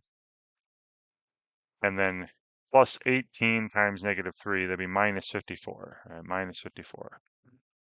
So that's the value, when x is -3, minus, and then another set of parentheses, the value when x is -6. So 1/3 x cubed. -6 cubed would be -216 over 3, right? So there's -1/3 x cubed when x is -6. And then plus, 9 halves. So plus, I'll just do 4.5 times -6 squared is 36. And then 6 times 18, let's do minus 18 times 6. Right? So 18 plus 18 times -6. And close that set of parentheses and close the big one. All right, so it's 20 1/4, right? Or 81 quarters when we're all done here. All right, so this should be 81 fourths, right, when I multiply -9 halves by this, right? Square units. Right, 81 fourths square units. And again, you can now, I'm going to start, we're over an hour and a half into this now. So I'm going to stop checking myself. I know you probably should do that every time. But if I feel like I'm setting all these up correctly, I'm just going to trust myself now from here on out and just type in what we got. All right. So back to the assignment. This area between those two parabolas is 81 fourths square units. Great. And you can go back to Desmos, you saw the examples earlier in this video, right? Go back to Desmos, type in the integral yourself and see that you get the same value. But I'm going to start trusting myself from here on out. All right, so looks like we're almost done with this objective now, right? One more, looks like one more will fill that up, right? See the way it's been getting filled more with bigger and bigger segments. All right, so this one is looks like an interactive one. So we just have to set something up ourselves. So R is the region bounded above by, f of x equals x plus 4, below by g of x equals negative 3x minus 1, and over the interval from negative 1 to 5. Represent R using the graph below, dragging the movable points, right? So all these gray points are movable. So we're going to graph F. Now F is the blue graph that has a y-intercept of 4, right? So I'll just move this to 0, 4 here. Make sure that's 0, 4, right? And a slope of 1. So that would have the point 1, 5. All right, so there's the graph of F. And then G is another line, has a y-intercept of negative 1. So I'm going to move one of these points to 0, negative 1. And it has a slope of negative 3/4. So that'd be from here you go, down 3, right 4, and the point 4, negative 4, right? Should be on the graph of G. And we're going from A equals negative 1. So A is already at negative 1. And then this point where I'm moving B around, because it should be a positive 5. And there we go. There's the graph of y equals x plus 4. Here's the graph of y equals negative 3/4 x minus 1. And then we're going from negative 1 for A to 5 for B. And then, you get this trapezoid here. So you're just dragging stuff around till you graph both curves. And then you also point out what interval you're finding the area of the region over. And that's all we're asked to do for that. All right, so that's nice. Hopefully you guys see more of those kinds of problems when you're going through this, because those should be pretty quick. All right, so that objective's done. And looks like we're now a third of the way, right? There's 2 of 6 objectives, so we're a third of the way through the assignment. All right. So now we're getting into determine the area of compound regions. All right, so a compound region is basically one that we're going to have to, it's a region that we're going to break up into multiple parts and then find the area of those multiple parts and add them up. As you may have noticed in all the examples prior to this, the curve on top and the curve on bottom are always the same curve. All right, so you only had to set up one integral. But if that changes ever, right, if the curve on top and curve on bottom switch at any point, you'll have to write a second integral for that new region. I'll show you what I mean when we get to a picture. All right, so like in this one, we're asked to find the area of the region that's bounded between the curve, sine of x and sine of 2x over the interval from, negative pi over 4, pi over 4. Pull some paper up.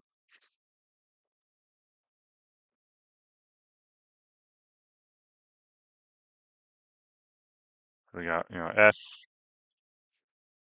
is the sine of x,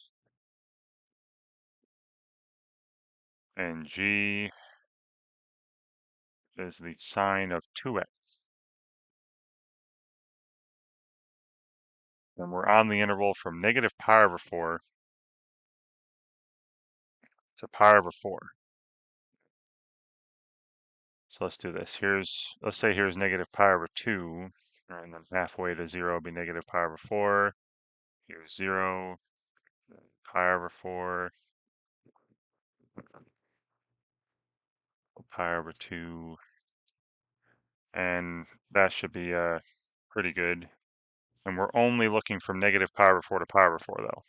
Only from negative pi over 4 to pi over 4. Right, so sine of x, highest these will get as 1, lowest these will go as negative 1. Sine of x, right? Sine of 0 is 0. Sine of pi over 4 is, square root of 2 over 2. That's about 0.7 something. And then we'll have, negative square root of 2 over 2 down here. So pi over 4, sine is square root of 2 over 2, sine of pi over 2 is 1 and all that. But, we're getting this part of the curve from here to here from just 0 to pi over 4. And then 0 to negative pi over 4 would be to, negative square root of 2 over 2. All right, so something like this. this isn't great, but there's the sine of x from negative. There's f, right, from negative pi over 4 to pi over 4. Now remember, sine of 2x, the period of sine was 2 pi. Right, so and the period of sine of 2x would be just pi. So it repeats more often, more quickly. It has a higher frequency. Right, smaller period, but higher frequency. So when I plug in pi over 4 here, right, we get the sine of 2 pi over 4, sine of pi over 2, which would be 1, right? So it's from 0 to pi over 4, it's, higher than f. But then from negative pi over 4 to 0, when I plug in negative pi over 4, we get the sine of negative pi over 2, which should be negative 1. And we're getting this, right? This part of that wave. Now, the area they're talking about is, again, the area between these two curves in this interval. So from negative pi over 4 to 0, it's this. And you see how in this region, f is above g. So when I calculate heights of rectangles in here, it's f minus g times dx, right? But then in this region up here between the curves, you see how g is above f? So in this region, when x is 0 to pi over 4, the heights of the rectangles are g minus f. So I have a compound region here, right? Basically, anytime the top curve and bottom curve change places, or the top curve changes or the bottom curve changes, you have a compound region. All right. So I'm going to call this region here, from negative pi over 4 to 0, region R1, right, the first region. And I'm going to call the region up here, where G is on top of F, region R2, right? That's from 0 to pi over 4. And so the total area between the curves, the total area that we're looking for here, the total shaded area, it's going to be the area of R1 plus area of R2. So for all these problems, we're going to be setting up, multiple integrals to find multiple regions, areas, and then add them all up. All right. So now these integrals,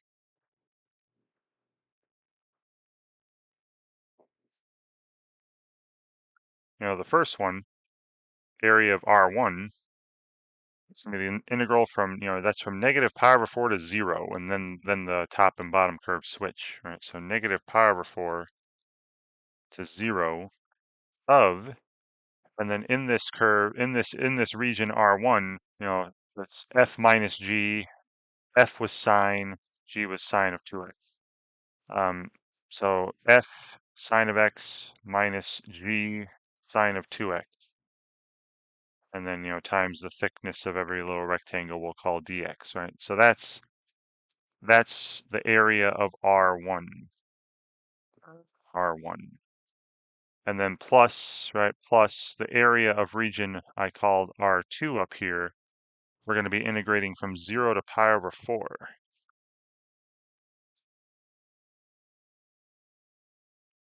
All right. And instead of f minus g, right, the height becomes, the top minus bottom becomes g minus f. So it's just the opposite of this. All right, it's just sine of 2x minus sine of x, right, and then dx, right, times dx. And there we go, right? So, and then we'll add these up. So I'm going to take these one at a time. All right, so let's start with the region R1. All right, here's the area of R1. So antiderivative, sine x, the antiderivative is negative cosine x. Then sine of 2x, would be negative cosine 2x, but then divided by 2, right? Because remember, when you differentiate, you'd have to multiply by 2 with the chain rule and all that. So this would be plus, cosine 2x, because you got the, it'd be minus cosine 2x, and then divided by 2. So I'll put a half in front of that, right? So, sorry, that's plus a half cosine 2x.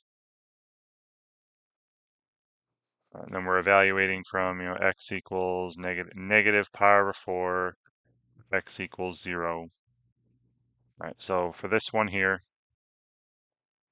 when I plug in 0, remember the cosine of 0 is 1.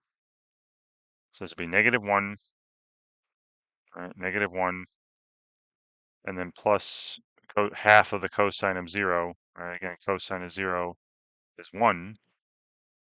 So this is plus a half, right? So that's -half, right, when I plug in 0. And then we're subtracting what happens when I plug in -pi/4. Right. Now the cosine of -pi/4 would be the exact same as the cosine of +pi/4, right? Cosine was even. So this should be negative square root of 2 over 2, or -half the square root of 2. And then, 2 times -pi/4 would be -pi/2, and the cosine of -pi/2 is nothing, so it'd be plus nothing. Right, so the value I'm getting so the area of R1, right, so the area of this region here, right, would be -half plus the square root of 2 over 2. So square root of 2 over 2 minus a half. Right, there's the area of region R1.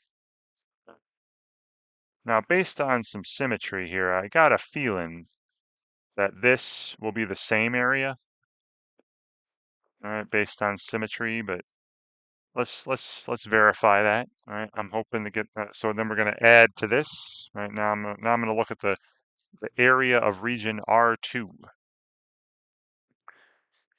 Pretty much the same integral, just it's just the opposite of this, right? So I should get the opposite of this. I should get, cosine x minus half cosine 2x, right? Because, for sine 2x, it'd be minus half cosine 2x, and then negative sine x would be cosine x, right? So it's cosine x for the negative sine x, and then minus half cosine 2x for the sine 2x. Again, just the opposite of what I had earlier. And we're going from x equals 0 to x equals pi/4. And, when I plug in pi/4, cosine pi/4 minus half cosine pi/2.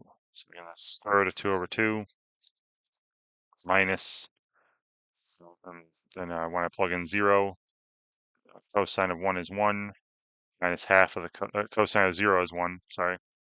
It'd be just 1 minus a half again, so minus a half. And you see I'm just getting that twice, all right? So here's the area of region R1. Here's the area of region R2. Right, so plus, square root of 2 over 2 minus a half. So it's basically this thing twice. And if I double it, it'll be square root of 2 minus 1.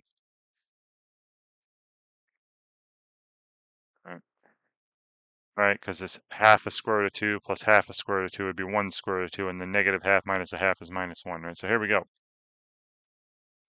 Right, this is the square root of 2 minus 1 square units. And as I said before, from here on out, I'm just going to trust myself, right? You can go to Desmos, go to some calculator and check it, plug in the integral. But I'm going to trust myself here. So it looks like I can't just do square. So there's a square root symbol there, square root of 2, and then afterwards, minus 1 square units. Great. And again, they got the little picture there for you. All right. So another one of these with a compound region. All right, so these are going to cross at some point. There'll be some time where one curve is on top and the other curve is on bottom, and then it might switch up at some point, creating a compound region. All right, so we're looking at e to the x minus 2 and then minus 3 after. And then g of x equals 2 minus 2x over the interval from 0 to 3, right? So we're given an actual interval here. F of x equals b to the x minus 2, then minus 3. G of x is just a line, right? 2 minus 2x. And we're just looking at the interval from 0 to 3. Right? So from x equals 0 to x equals 3.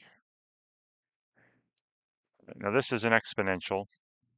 Right? F, when I plug in 0, we get 1 over e. So you know what? If I plugged in 2, that would be nice. Just going to tell you where it's at 2, and then we'll just have it shrink from there. When I plug in 2, you get e to the 0 is 1, minus 3 is negative 2. So 2, negative 2 will be on this. And when I plug in 3, it'd be e minus 3. That'd be negative still, right? E is about 2.7. E minus 3 is a little bit less than 0. 2.7 minus 3 would be negative. So I get this point here. And, it's going to be increasing. It's an exponential. And it's not going to go any lower than negative 3, right? So negative 3 will be some asymptote. And at 0, it'll be e to the negative second, e to the negative 2 minus 3, whatever that is. So somewhere above negative 3 a little bit. So I know based on, again, based on previous algebra courses, pre-calc courses, you should know that this looks something like this, right? Little exponential there. And then 2 minus 2x. That's a line. It's a y-intercept at 2, right? So 0, 2's on this.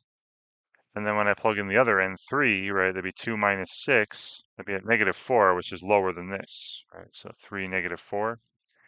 And you see that there is a point. I don't know if that's at 2. It might be at 2. Oh, crap. Well, I got to figure that out. Sorry, this is not a great drawing. So I got to figure out, where do they cross? Right? Where do these intersect? Now, unfortunately, one's an exponential, the other's a linear. So I'm hoping it's at a real nice value. Yeah, I think that is at 2, right? Because when x equals 2 here, you get 2 minus 4, which is negative 2. So that is the point 2, negative 2. All right. So they do cross at the point 2, negative 2. Great. Now, do you see when I'm talking about the area between the curves, we got this area here, from 0 up until 2, right? So I'm going to set up one integral from 0 to 2, and then another integral from 2 to 3. Right? So again, I have these two regions, a compound region, right? One shaded area that's broken up into pieces. So let's say this is region R1, and this is region R2. Right? And then the total area, once again, right? The total shaded area is going to be the area of region R1 plus area of region R2.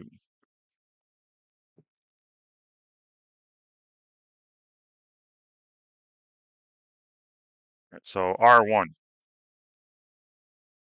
that's the integral from 0 to 2. And in R1, I didn't label them, sorry. All right, this was F, and this was G. In R1, region 1, G is on top of F. So 2 minus 2x on top minus, and then e to the x minus 2 minus 3, plus 3, because we're subtracting it on bottom, right? That's G minus, the quantity F after distributing the negative, right? So that's R1. And then we're going to add to that just the opposite of this, right? But from 2 to 3. So plus, let's try to write this a little tighter. The integral from 2 to 3 and then from 2 to 3, you see that f is on top of g, so it's f minus g, e to the x minus 2 minus 3, there's f, and then minus g, that'd be minus 2 plus 2x, right, when you distribute the negative, and then times dx, right, sorry, there's a little dx there. But again, I should just get, it's just the opposite integral, right? But different limits, though, different limits. All right, so let's take this one at a time. Now this time I'm not seeing symmetry, right? So it looks like the area of R1 might be a bit bigger than the area of R2. It wasn't like the previous example. Right, so here's, the area of R1. R1 here. Now if I put these together, 2 plus 3 is 5. So I've got 5x. All right, I got 2 plus 3 is 5. So this is 5 minus 2x minus e to the x minus 2, okay? So 5x minus x squared, and then minus e to the x minus 2. Right. Because remember, e to the x integral, the antiderivative is just e to the x. Really, e to the x plus any constant would be the same thing. Right? And then we're going from x equals 0, x equals 2. Right, so this area here, when x is 2, we got 10 minus 4, that's 6. And then minus 1, that's 5, right? So I'm just going to write that right now. So it's 5, right? When x is 2. 10 minus 4 is 6, and then minus e to the 0 minus 1, that's 5. All right. When x is 0, these two terms are gone. And then you got, e to the negative e to the negative second, but we're subtracting that. So plus e to the negative second, right? So there's the area of R1. 5 plus 1 over e squared, or 5 plus e to the negative second. Okay. And then R2, right? Plus, and then we're going to do the area of region R2. So again, this integrand is just the opposite of the previous one, right? So you got e to the x minus 2, you got plus 2x, and then you got minus 5, right? It's just the opposite of the previous integrand. So, antiderivative, e to the x minus 2 plus x squared minus 5x. This time, from x equals 2 to x equals 3.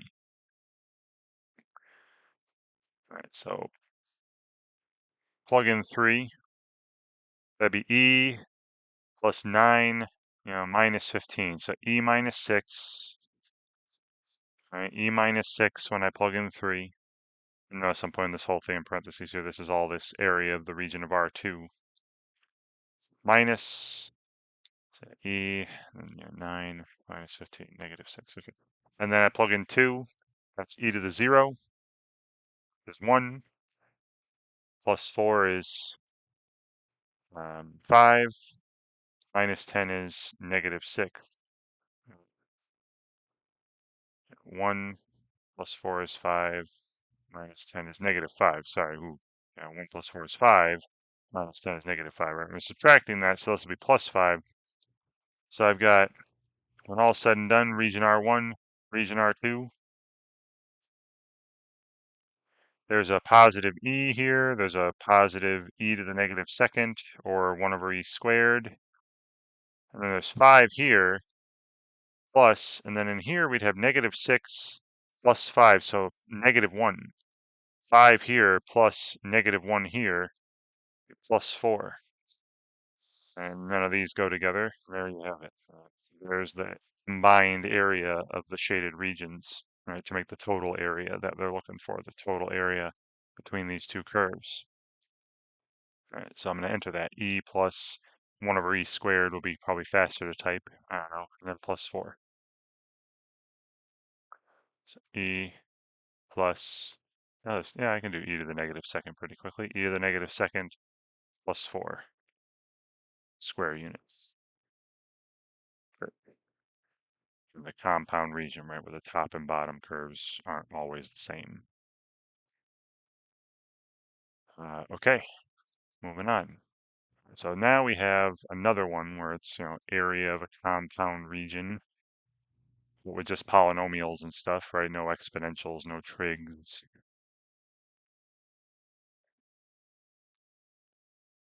Right, so here we have a parabola and a line over the interval from -3 and -1. So let's go to some paper. I'll draw this region out.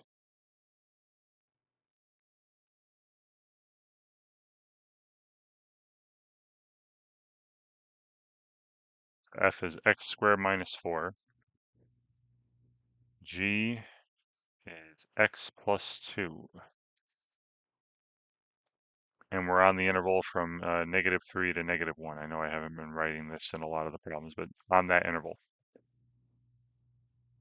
So I'll draw this. So let's say here's -3, and here's -1. Now f. Now this is the graph of y equals x squared, but just moved down 4. So the vertex is going to be at 0, -4. So we're going to have part of the parabola that's just kind of going down from left to right. When you plug in -3, that'd be 9 minus 4, that'd be 5, right? So you have -3, 5. When you plug in -1, that'd be 1 minus 4 is -3. And like I said, the vertex would be at 0, -4 here. So I got the part of the parabola that's doing this, coming down here, and then, eventually it'll get to 0, -4, right? But it's a part of the parabola that's, going decreasing, right? A decreasing part of this parabola. So there's f from -3 to -1. And then G is just a line.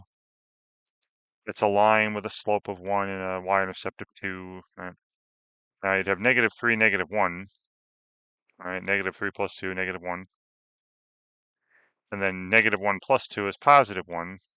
And you see the compound region, right? Here's that piece of that line. And we're finding the area between the curves over this interval. So that's this area here until some point that I got to figure out. I think that's at -2. So this is a bad drawing, but because look, at -2, both would have actually. Ooh, that's actually a really bad drawing. This should actually be the point -2, 0. Sorry, this should be up here more. Yeah, right, because -2, 0 would be on both graphs. So sorry about that. All right, I should have figured out where they crossed first. Maybe I'll do that next example. Figure out where they cross first, and then make the rest of the drawing. But yeah, so they should be crossing here, right? So they cross at the point -2, 0. And then you got another region where, G is on top of F, right? In the first region, I'm going to call this R1 again, and the second region R2. The first region, F is on top of G, right? So F minus G will be the heights of the rectangles we think of, and then dx will be the thickness. And then the other region, G minus F, right? So they switch. We got another compound region here.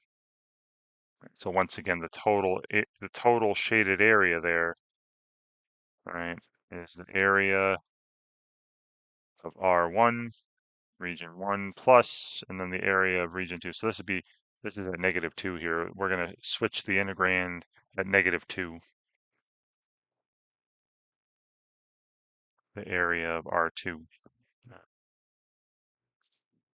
So first integral, right? The area of R1, integral from, we're going from -3 up to -2. That's where it switches. Then the integrand is F minus G. All right. F is on top, G is on bottom. And I'll just say it right now. You have x squared minus 4 minus x minus 2. So it'd be x squared minus x minus 6, right, when you combine the constants. So x squared minus x minus 6. There's f minus g times dx, right? There's the height times the width of the rectangles we'd be thinking of. Plus, then the integral from -2 to -1. Right, from -2 to -1, we got g minus f. So it's just the opposite of this, right? If this is f minus g, g minus f will be 6 plus x minus x squared, right? All the opposite of all these, -x squared, +x, +6. Right, and then we evaluate these integrals. So you know what? I know these are going to be fractions, okay? These are polynomials. When you integrate polynomial things and your limits of integration are also rational, and you have rational coefficients and everything, this is going to end up being both of these will be rational. So I'm going to actually just go in and enter these in my calculator just to save myself some time here. So I have my definite integral set up from earlier. All right.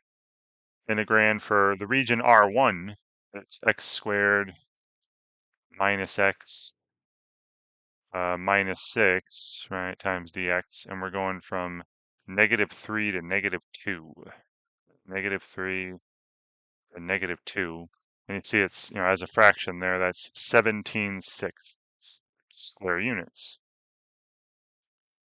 And we're going to add to that region R2, right, which goes from -2 to -1. And it's just the opposite of this, right? Like I said, it's the opposite of this. So if you did the integral the wrong way, you'd end up with a negative number. Just make it positive. Right? If you accidentally did f minus g and it should be g minus f, just make it positive, right? Yeah, so that's positive 13/6. Right? So the region R1 had an area of 17/6, and the region R2 had an area of 13/6, and then I put them together. That's, 17 plus 13, that's 36, which is just 5 square units. Right? So that area of the shaded regions up here add up to 5 square units, and that's what I shall enter. Okay. So simply 5. Great. Again, they do the little answer explanations every time. Please read those if you're getting things wrong. All right. So another one. They're asking us to find the area of the region pictured below. It's another compound region where the one line is y equals 8. Then the curves below, one of those is 4 plus 4 over x squared. That's this curvier one. And the other one's a line, g of x equals x plus 3. All right, so it looks like they're meeting here at the point 2,5, right? So I'm going to see how up this region, the x values go from 1 on the far left of it, where these two meet, to 5, right? So we're going to be integrating from 1 to 5, but the top and bottom, the bottom curve changes at x equals 2. So from 1 to 2, we got y equals 8 on top, and then y equals 4 plus 4x squared, 4 over x squared on the bottom. And then from 2 to 5, we have y equals 8 on top, but a different function, right? Y equals x plus 3 on the bottom. All right, so I'm going to set up these two integrals. I'm not going to draw the picture. All right, I'm just going to set up the integrals and then find this area. And actually, you know what, just to save a little time, you see the area to the right of 2, to the right of x equals 2? See how that's just a triangle with a base of 3 and a height of 3? So 9 halves. This area to the right of 2 is 9 halves. So I'm just going to write the first integral and then add 9 halves, right? Because I know that's just a simple triangle. So I'm just trying to save a little time here. We're already over 2 hours. So total area will be the integral from, the x equals 1 to x equals 2. And when x was 1 to 2, the top curve was y equals 8 minus the bottom curve was y equals, 4. It was 4 plus 4 over x squared. So when I subtract that, it'll be, minus 4 over x squared. And that was, I'll say this was region R1, and then plus, and then, the integral from 2 to 5, right, was x equals 2 to x equals 5 for the rest of it.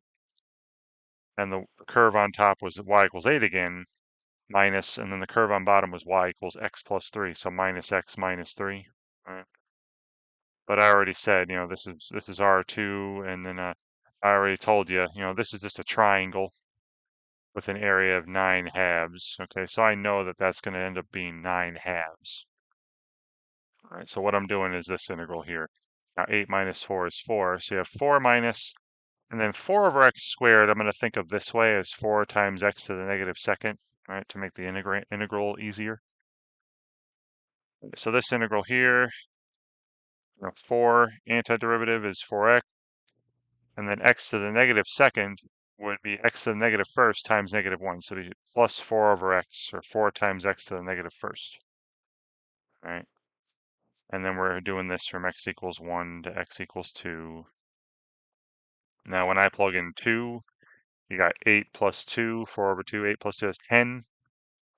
Minus, and then when I plug in 1, that'd be 4 plus 4, that's 8. So that's 2 units. All right? And then we're going to add to that 9 halves units. That's 4 halves plus 9 halves, that's 13 halves. All right, and I guess I forgot to put square units here, but it could be 6.5 square units, this area.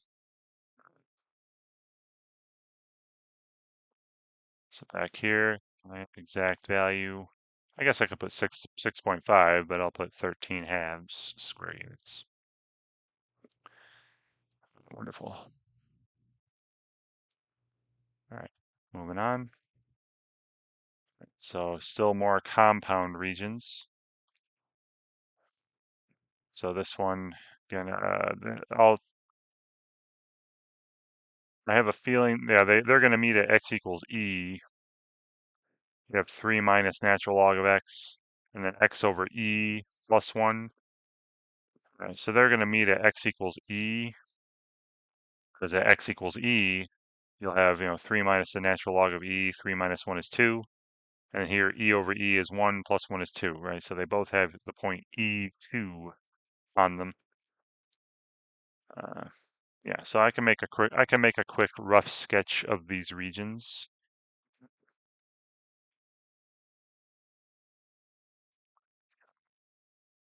F is 3 minus the natural log of x.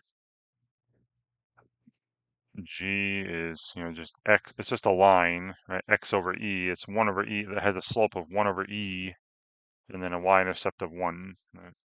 And we're on the interval from 1 to 7. Right? So from x equals 1 to x equals 7 is what we're looking at. All right, so F, I already mentioned, they both meet at the point E2. Right? E is like 2.7-ish, so here's E, output will be 2 for both of them. They're going to meet there. That's their point of intersection. Right? You plug in E to either one of those, you're getting an output of 2. Now this, the natural log of 1 is 0. 3 minus 0 is 3. So it's starting above that point and then moving downward, right? Because this would be the opposite. Natural log x increases, but you're multiplying it by negative, so that'll turn it into a decreasing function. So this goes down, passes through the point E2, and then goes down here to wherever this is. This would be 7, and then the output would be 3 minus the natural log of 7, whatever that is. So there's F, and then G is just a line with, when x equals 1, it'd be 1 over e plus 1. Now, 1 over e is about a third, so it's about 1 and a third. So, 1 over e plus 1, or e to, e to the negative first plus 1, starting here, and that would be increasing, right? It has a positive slope, so it's going up. So whatever you got over here at 7, right, it'd be 7 over e plus 1, whatever that is. But this is what the region's looking like from 1 to 7. Yeah, that's, sorry, that's G. So we got this region here, which once again I'll call R1, and then this region here between the curves we're finding the area of. All right, we'll call that R2. All right, so R1, R2. So the total area, I'll just write area equals, and the region R1, we're doing the integral from 1 to e of, top minus bottom here is G minus, F minus G, right? F's on top, G's on bottom. So f is on top. So 3 minus the natural log of x, and then minus g, be minus this x over e, and then minus 1, right? I'm distributing the negative to the g. And we could put the 3 and the negative 1 together to make that 2, right? So this is actually the same thing as 2 minus natural log of x minus, and then 1 over e times x, or x over e, same thing. All right, then we're going to add to that the integral from e to 7, right? From e to 7 of the opposite of this. So it'd be natural log of x plus x over e, or 1 over e times x, and then minus 2. It's just the opposite integrand. It'd be a g minus f instead of f minus g. Okay, now I don't think these are going to end up being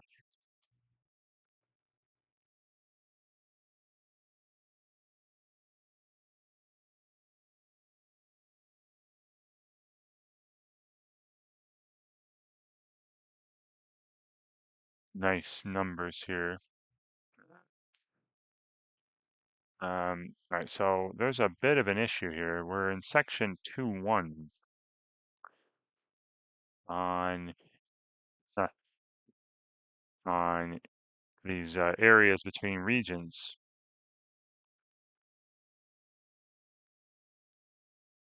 Okay, the issue is, in this particular text, in the way that we're going through calculus 2, the antiderivative of the natural log of x is not something you know yet. So that is unfortunate, because we're going to have to learn about something called integration by parts to do the antiderivative of the natural log of x. All right, so I'm gonna do this for you then. I'll just explain. Hey, if you're in this section and you're in the particular calc book that's going through this, the antiderivative of the natural log of x is unknown until you learn a procedure called integration by parts. And I'm not going to teach that here.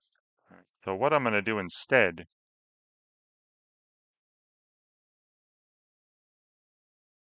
all right, what I'm going to do instead is just enter these into my calculator and hope, and I have a feeling based on the integrand, ooh, this is not going to be that nice. All right, so you know what I have to do is I have to tell you what this integral is. Or you could go find this in a table somewhere. I'm pretty certain you can find this integral in some sort of integral table. But this is unfortunate. So I'm going to write out what this integral is for you, and then we'll use it. And I'll teach you integration by parts in a later video.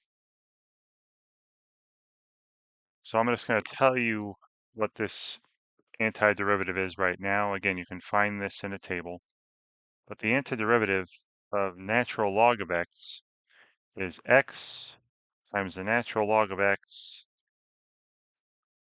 minus x. And then plus, some constant of integration. But we're going to ignore that for when we're doing our definite integrals here. Okay, so again, my apologies that they threw this problem at you with an antiderivative of natural log, but look it up in a table or use my result here. All right. So I'm gonna keep this off to the side for myself to refer to. So now when we're taking these antiderivatives, so this is region R1, right, from 1 to E. So the antiderivative would be 2x minus, and then remember this natural log of x, the antiderivative is this without the constant. Don't worry about the constant. So I have minus this plus this, minus x log x plus x. So minus x natural log of x plus x. All right, that's minus the antiderivative of natural log. And then 1 over e times x, that'd be, minus 1 over 2e x squared. All right, and then we're going from x equals 1 to x equals e.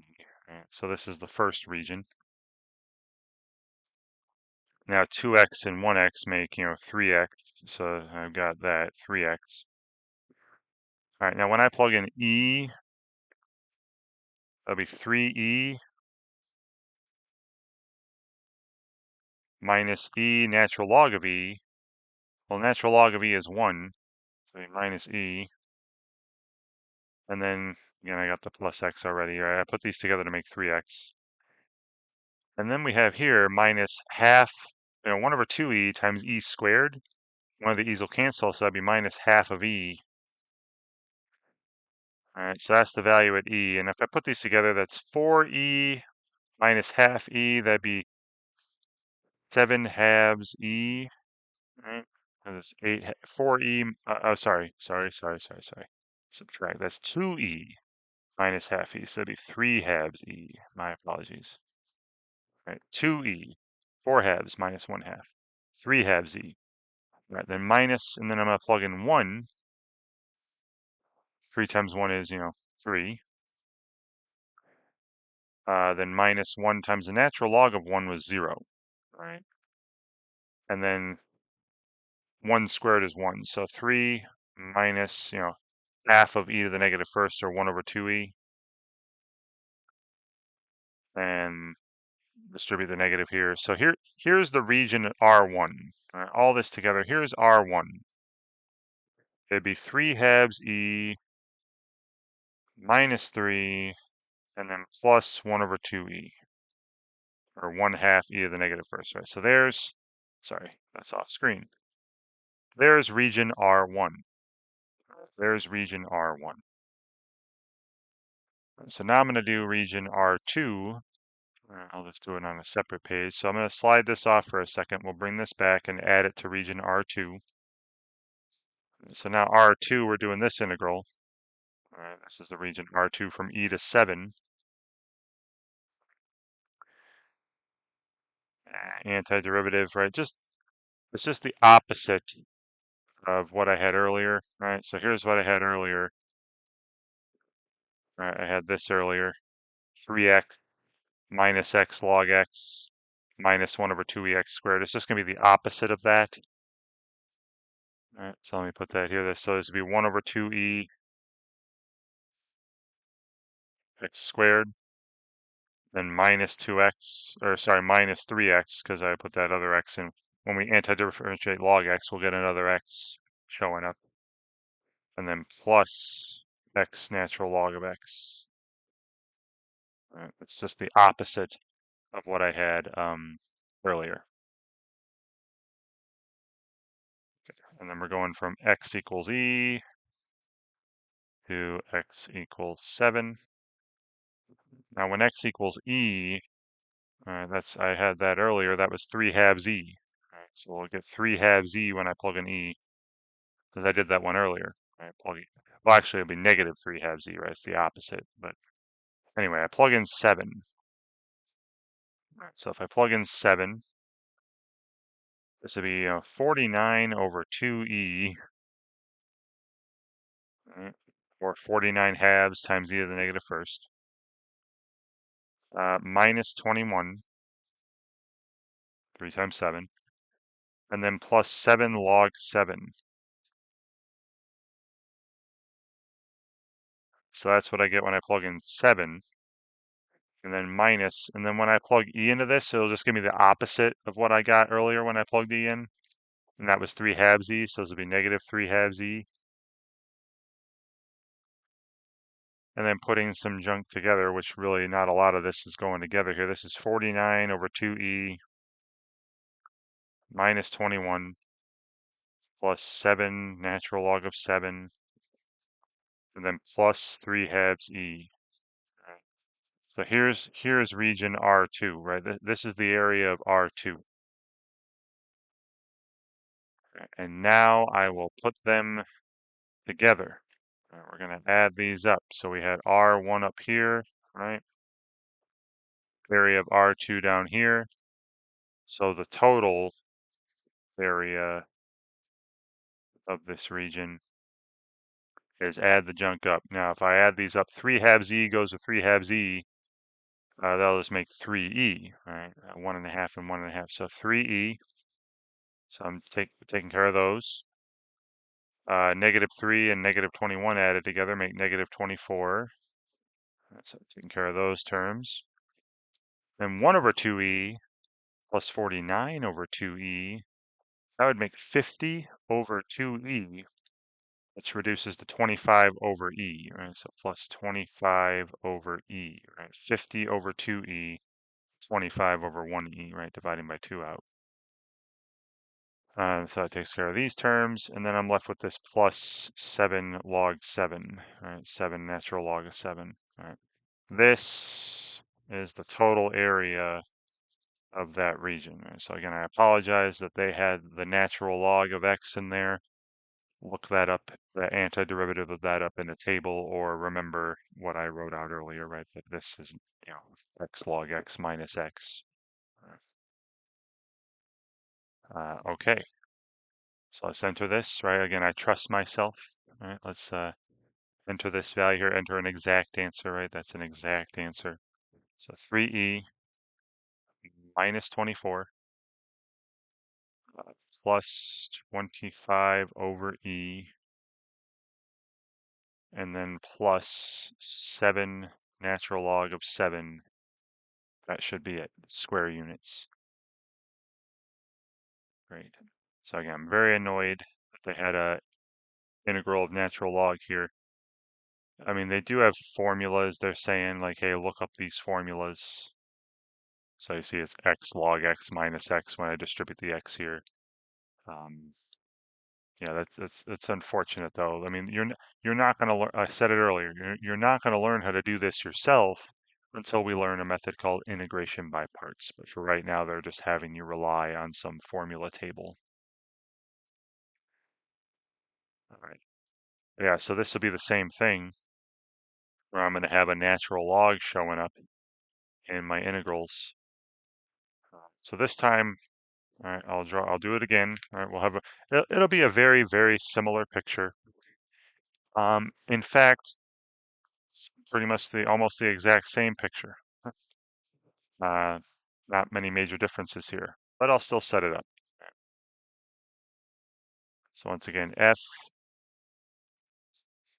is the natural log of x plus 1. I guess the major difference is that instead of decreasing, this is an increasing because it's, natural log of x times positive 1 here. And then g of x is, -4 over e times x, right? So this will be a line with a negative slope. So that's what they're changing really, is that this will be increasing now and g will be a decreasing line, plus 6. And we're on the interval once again from 1 to 7.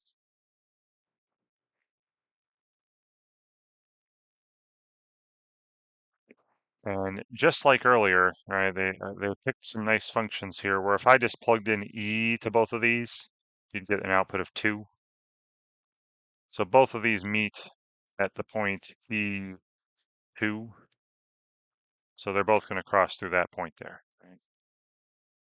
All right. Now the first one, right, f, the natural log of 1 is 0, plus 1 is 1, right? So you're starting off below 2, and it's going to increase, right? It's going to be an increasing function, some curve going through the point E2 and curving upward, upward, upward until you hit this point over here at 7. All right, and that'll be a natural log of 7 plus 1, where that is. So that's F, right? And then G, and I plug in 1, 6 minus 4 over E. 4 over E, it's a little less than 2, so this is This is a little bigger than 4, actually. 6 minus 4 over e. If I plug in 1, you got that. And then it's just a decreasing function. And it's going to pass, it's a line, it's a straight line, and it's going to pass through this point. So it should be a straight line. And I don't know where it goes over here, but it stops at 7. All right, I don't know exactly where it goes. I could plug in 7. You get negative 28 over e plus 6, whatever. Should be some negative number. But whatever, there's G. And then once again, when I'm finding the area, right, between these two curves over this interval from 1 to 7, we're talking this area here, right, up until when x equals e, and then this area here up until when x equals 7. All right, so I got another region R1, another region R2, right, another compound region. Right, so as with all the other examples, right, I'm going to find the area of R1, the area of R2, add them up. All right, so I'll just do these separately. R1 area is going to be the integral from 1 to e of, and then it's g minus f in this first region. So negative 4 over e times x plus 6, right? There's g. And then minus f would be minus log x minus 1, right? Minus natural log of x minus 1, and then times dx, right? And then if you were to put the 6 and the negative 1 together, that's 5, right? So you got positive 5 minus 4 over ex, 4 over e times x, and then minus the natural log of x. Okay, so we got that as our integrand. And let's go about finding this. All right, and then I'll do R2 after. All right, so this antiderivative of this would be, 5x minus, 2 over e, right, because that'd be half of 4 over e x squared. And then minus, now remember I had this up a couple of times now, right? The antiderivative of natural log of x is x log x minus x. If I'm subtracting that, you'd have minus, x log x plus x. And we're evaluating, and so that's all three of these, right? And then we're going from x equals 1 to x equals e. And just like earlier, I'm going to just call this 6x and get rid of this plus x here, right? 5x plus x is 6x. So I got 6x minus 2 over e x squared, and then minus x natural log of x. All right, when I plug in e, that'd be 6e minus 2e, right? Because e squared over e would be e, and then minus e. All right, so I'm getting 3e when I plug in e. And then minus, and then I plug in 1. You have 6 minus 2 over e. And that'd be it, because natural log of 1 is 0. All right, so when I plug in these two values and subtract them, here's the area of region 1. It'd be 3e minus 6, then plus 2 over e. So there's the area of region 1. Keep that in mind. And then we'll go about finding the area of region 2, and then we'll add them together. So now back to the picture. All right, so region 2, let's put R2. The area of that region is going to be the integral from e to 7, right? E to 7, and it's f minus g. So it's just the opposite of what I had for the earlier integral, right? So remember the earlier integral, the g minus f was this. So I'm just doing the opposite of all these, right, for f minus g. So the integrand is, positive 4 over ex minus 5, and then plus the natural log of x, right? It's just the opposite of all these terms. And then with respect to x. And when I integrate, right, when I do the antiderivative of this, it's just going to be the opposite of what I got here. All right, so now when I anti-differentiate this, you'll have, instead of these, you'll have the opposite of these, right? So 2 over e x squared minus 6x, and then plus x log x, right? You just get the opposite of what we got earlier. We'll need to do all that work again. And we're going from x equals e now to x equals 7. All right, so now I'm plugging in 7 first. So this would be, 7 squared is 49, times 2 is 98.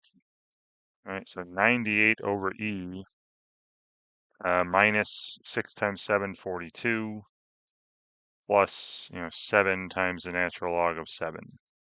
So there's what I get when I plug in 7, and then minus, and I plugged e into the opposite of this earlier. So when I plug in e to this, it's just going to give me, earlier when I plugged in e, I got 3e, right? That was here. When I plugged e into this, I got 3e. So when I plug e into the opposite, I'm going to get negative 3e. All right. So then the area of region 2 is 98 over e minus 42 plus 7 natural log of 7, and then plus 3e. All right, and now the total area. Total area, the sum of both regions. All right, so here was the previous region's area, right? This was R1. This is R2. Add them up. Combine like terms. 3e and 3e makes 6e. So I'm taking care of those. Negative 6 and negative 42 make negative 48. Minus 48. 2 over e and 98 over e make 100 over e, right? So plus 100 over e. So take care of those. And then finally, the only thing left over is, nothing plus, plus the 7 natural log of 7. Here we go. This is the area, total area of the shaded region. So back, I will enter that. So we had 6e minus 48 plus 100 over e, not 3. And then plus 7 natural log of 7. Right. Wonderful, and then that should be good. Great. So that objective's done. Right now we're halfway through, a little over halfway through, 54% now, because I think I did one in some of the other objectives too. I think we still have some compound regions. Yeah, it's still compound regions. But now instead of like logs and exponentials, right? So instead of seeing some integrals that we're probably not familiar with, like natural log of x, we'll be seeing ones that we are familiar with, or at least we should be. Right. So here's find the area of the region bounded above by these curves and below by the x-axis. So the x-axis will be on the bottom, right, of the region. So we have f is the square root of x plus 2. G is 18 minus x. And then the x-axis is at the bottom.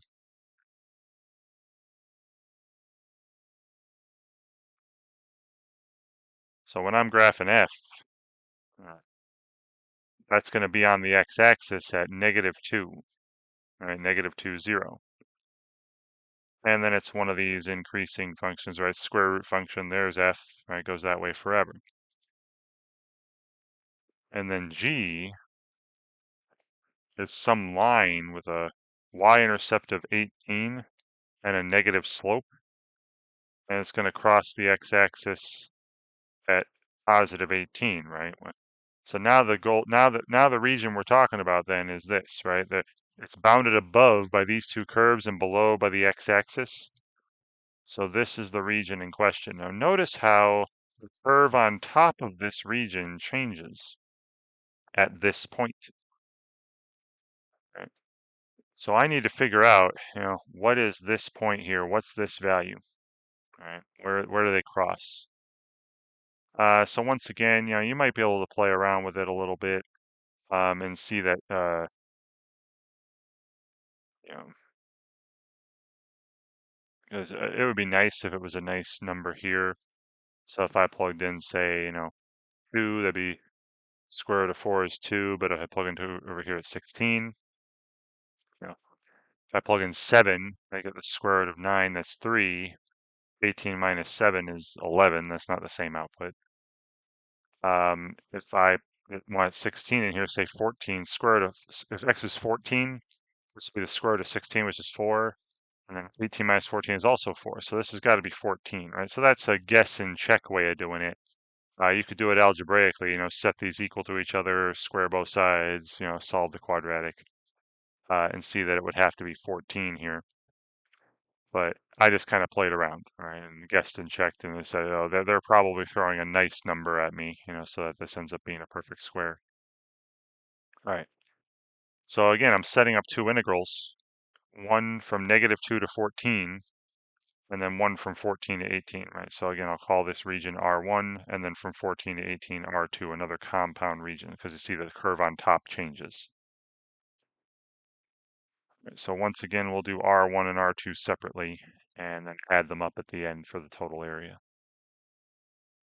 Right, so R1, that's the integral from -2 to 14 of this square, x plus 2 to the half function, right? Because the bottom curve is y equals 0, right? The x-axis is y equals 0. So it'd be square root of x plus 2 minus 0. So it's just the square root of x plus 2, dx. Well, antiderivative of that would be 2/3 times x plus 2 to the 3 halves. Going x equals -2 to x equals 14. Now if I plug in 14, if I plug in 14, 14 plus 2 is 16. Square root of 16 is 4. And then we have 4 to the third would be 64 times 2/3 is 128 thirds. All right, so 128 thirds. And then when I plug in -2, you get 0, right? -2 plus 2 is 0. So it's just 128 thirds. All right, now this is not the answer. This is just the area of region R1. And then R2, I'm going to do on the same page here, because look at R2. Isn't this just a triangle again? Nice right triangle. All right. So this is pretty simple. Now, how high does it go, right? When I plug in 14, the output's 4 here. So I got a right triangle with a height of 4 and a width and a base of 4. All right, 14 and 18 is 4. So the area of R2 is 16 halves, 8 square units. I just made it's a triangle. Now you could set up the integral, right? Integrate from 14 to 18 of 18 minus x dx. You'll get 8. Now 8 is 24 thirds, right? And then if I add these up, right, so put them together, we get the total. Right, the total area is 128 thirds plus 24 thirds. That'd be 152 thirds, and 3 does not go into 152 evenly. So there you go. 152 thirds, square units is the total area here. Yeah, if you ever see triangles or trapezoids or squares or rectangles, right, take advantage of that. Save some time on some integral setup, right? So 152 thirds. Great. Okay. So another one where we're going to have some compound region. So these are the curves on top, and it says the curve on the bottom is the x-axis again. So similar to the last problem. But instead of a square root, we have a squared function, a parabola. pull some paper out.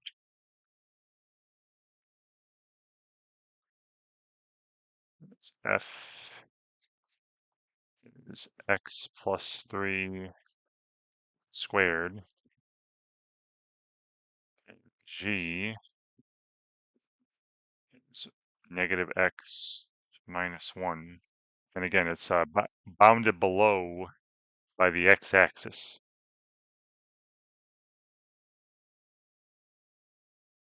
Right, so the first graph, right, this is just x squared, but shifted to the left 3 units, right? So you'd have negative 3, 0 would be the vertex. You know, you'd have 0, 9 would be the y-intercept and all that, but it's a parabola opening up. It's just y equals x squared. There's f. Then g is a line with a y-intercept of negative 1 and a negative slope. Right? So decreasing like this. It's going to hit the graph here somewhere. Now the x-intercept would be at negative 1. And I'm sorry this is tiny, but the region they're talking about then that has these two curves on top and the x-axis on the bottom is this region right here. Right. And you see how the curve on top in this region changes at this point. And what is this value? I think that would be, it's probably going to be negative 2 just to be nice. Right, if x were negative 2 here, output would be 1.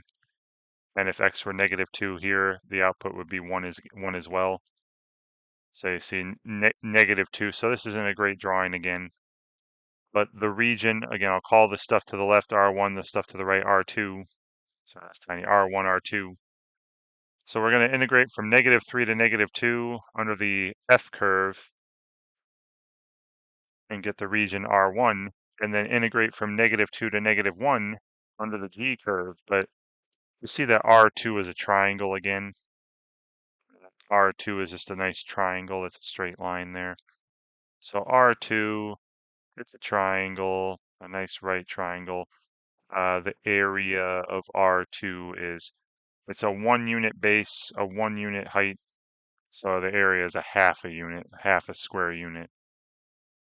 Right. So I got the region R2 already. Right, that's simple enough.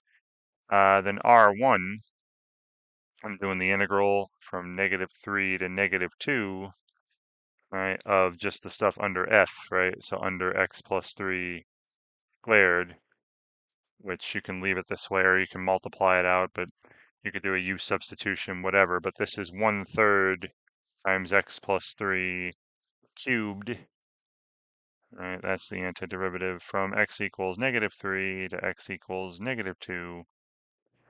And, when x equals negative 3, this is 0. So really, I'm just plugging in negative 2 here. And this will be a third. Right, when x is negative 2, this is 1 cubed is 1 times a third. This is a third square units. And then add them up, get the total. A half plus a third, that's 3/6 plus 2/6, that's 5/6 square units. So the total area of that little region I got here, under those two curves to the x-axis is 5/6 square units.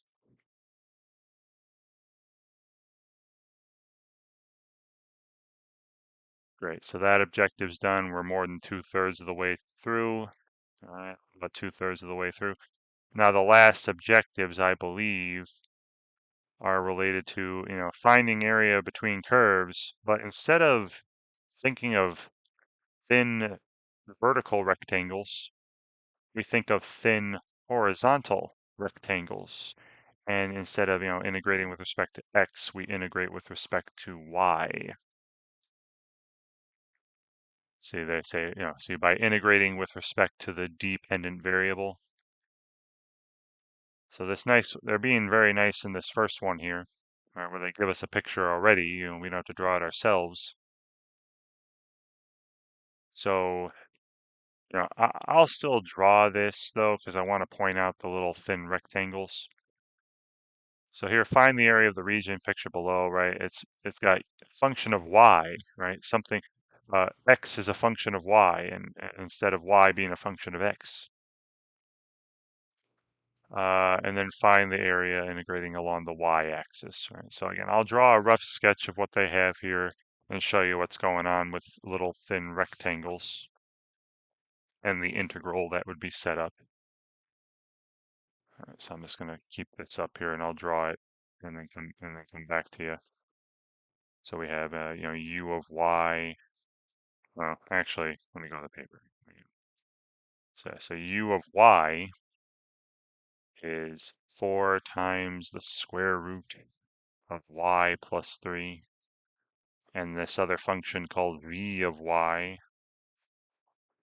is 4/3 times the quantity y plus 3, or 4 times y plus 3, all over 3, right? That's a line, right? 4/3 y plus 3, but you got to think of it in, in the square root function. And here's the picture they have. Very rough sketch. Here's, again, x-axis, y-axis. This curve here has, when y is -3, right? So when y is -3, the output is 0. The x coordinate would be 0, right? So you got 0, -3. And, when y is,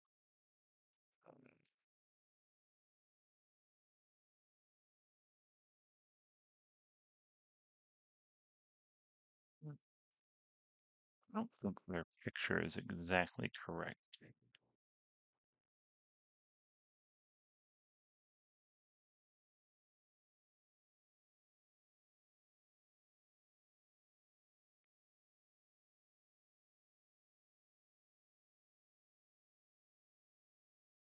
Oh, no, it's fine. Okay, so and then when y is 6, so their picture's right. I was just making sure there weren't any typos, sorry. When y is 6, plug in 6 for y, square root of 9, that's 3. X would be 3 times 4. The x coordinate would be 12. All right, so you got 0, 12, right? And then it's like a little parabola shape, because if x were this, you would square both sides, you get y equals something like x squared. It would be some parabola opening up. This is part of a parabola, a little parabola shape, right? So here's the graph of u of y.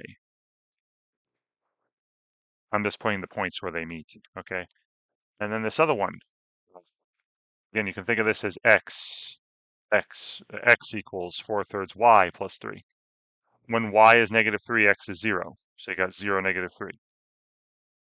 And once again, when y is 6, you got 6 plus 3 is 9, divided by 3 is 3, 3 times 4 is 12, x is 12. You got 12, 3, and it's a linear function. It's a straight line. So there's v. All right, so normally, right, we're finding this area here. All right, we're finding this area between the two curves. And you see when I'm making these little strips here, they're like little horizontal rectangles. What we're going to be doing is, these are functions of y this time. I pick any y value in here, in between -3. It looks like the y values range from -3 to -6, or +6. Pick any y value, and you get a point on this curve corresponding to that. You get a point on this curve corresponding to that. And imagine some thin little rectangle where the thickness of it, right, the height of the rectangle or the thickness of the rectangle is, normally I'd call it delta y, right, but we're going to take that thickness and have it approach nothing. And if that's the case, we'll call the thickness, dy. And then the width of it, it's the x coordinate on the right curve. So the x coordinate would be u of y, right? It's the x coordinate to the right curve minus the x coordinate to the left curve. So minus v of y. So it's right x coordinate minus left x coordinate for the width of the rectangles, and then times, the thickness times dy. So the area of our little rectangle, right, the area of the thin rectangle I just put up here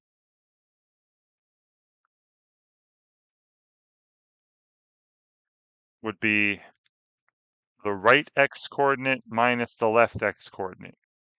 U of y minus v of y. That's the width of the rectangle, and then times the height of it times the thickness dy, right? And then we're going to be adding up the areas of all these thin strips for every value of y. I would do this for every y value from -3 to 6. So this total area here,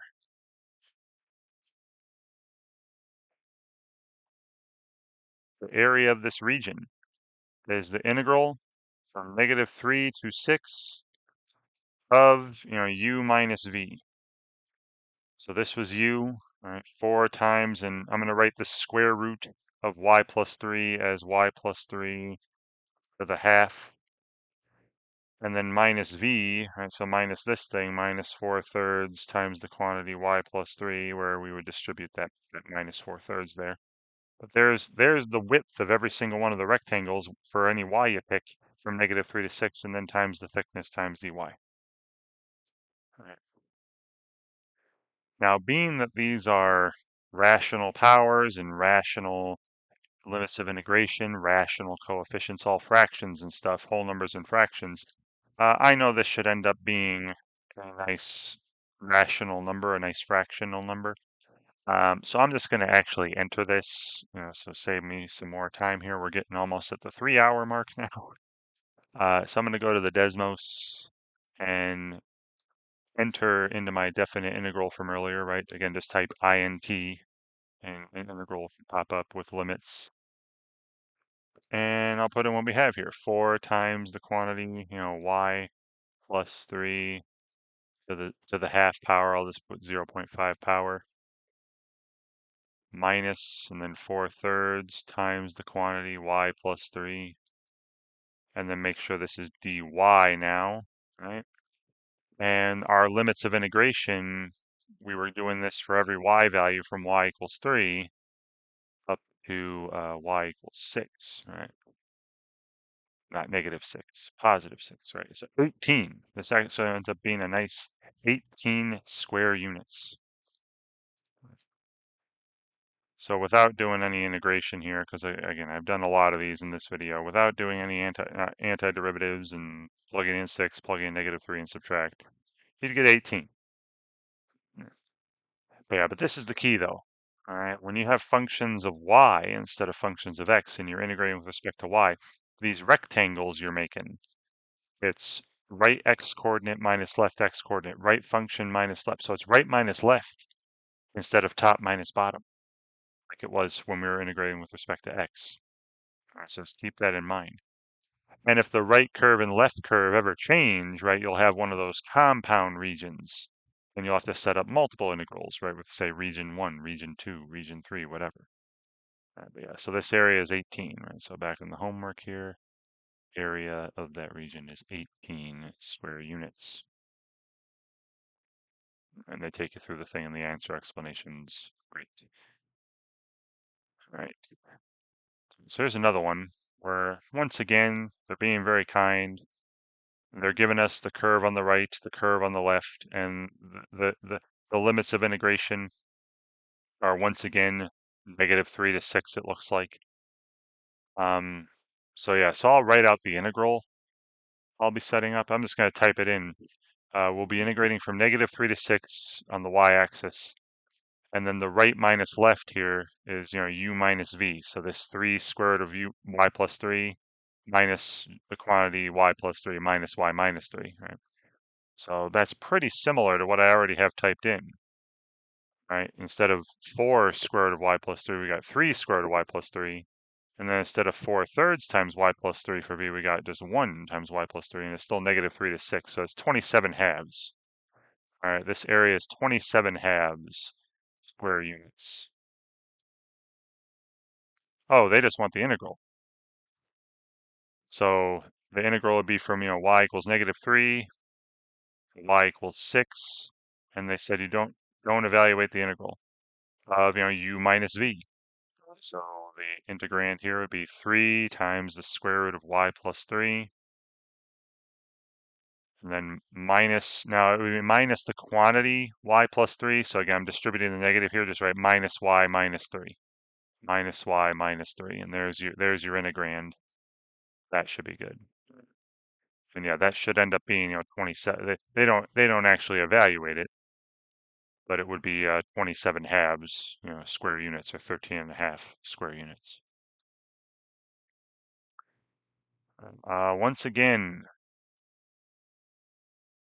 see, in terms of y, right? Now this is by rewriting functions in terms of y.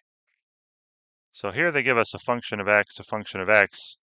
Now, see, if I integrate with respect to x, I'd have to do the compound region thing, because from 2 to 3 on the x-axis, the curve on top is different than from 3 to 4, right? The curve on top changes. But if I integrate with respect to y, we're going from 0 to 1 in this region. And you see how the right curve and left curve are always the same? The curve on the right is this blue curve, the curve on the left is this red curve. So if I integrate with respect to x, I got to set up 2 regions and do 2 integrals. But if I do the integral with respect to y, I only need to set up 1 integral. So I'll do the same thing as last time where I draw this picture. So they already gave me a nice sketch here. I can make it myself. So we're given functions of x to start. F of x equals 4 minus x to the 8/7 power. All right, remember this is the same thing as the y coordinate. Now if I solve this for x, right, I would raise both sides to the 7/8 power. So you'd have y to the 7/8 power. And then that'd be 4 minus x equals that.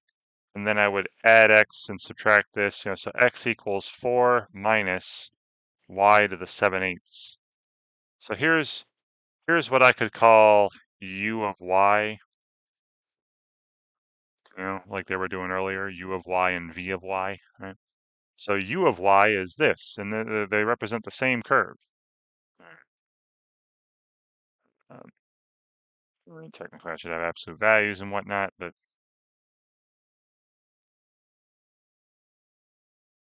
it looks like the region we're in, everything's positive anyway. It looks like the first quadrant. All right. And then the other function they gave was g of x is, x minus 2 to the 7/8. And if I, again, this g of x is like the y coordinate, right? You have x coordinate here, g of x is the y coordinate. And if I go and solve for x, I'll just write what x is going to be at the end, right? I would raise both sides to the 8/7 power, so I have y to the 8/7, and then add 2. Right, y to the 8/7, and then plus 2. Now the curves when you graph them, right, I'll just draw the picture they had for me. Right, this is the picture they gave us. The F curve, both of them pass through the point 3, 1. Right, so this is where they meet.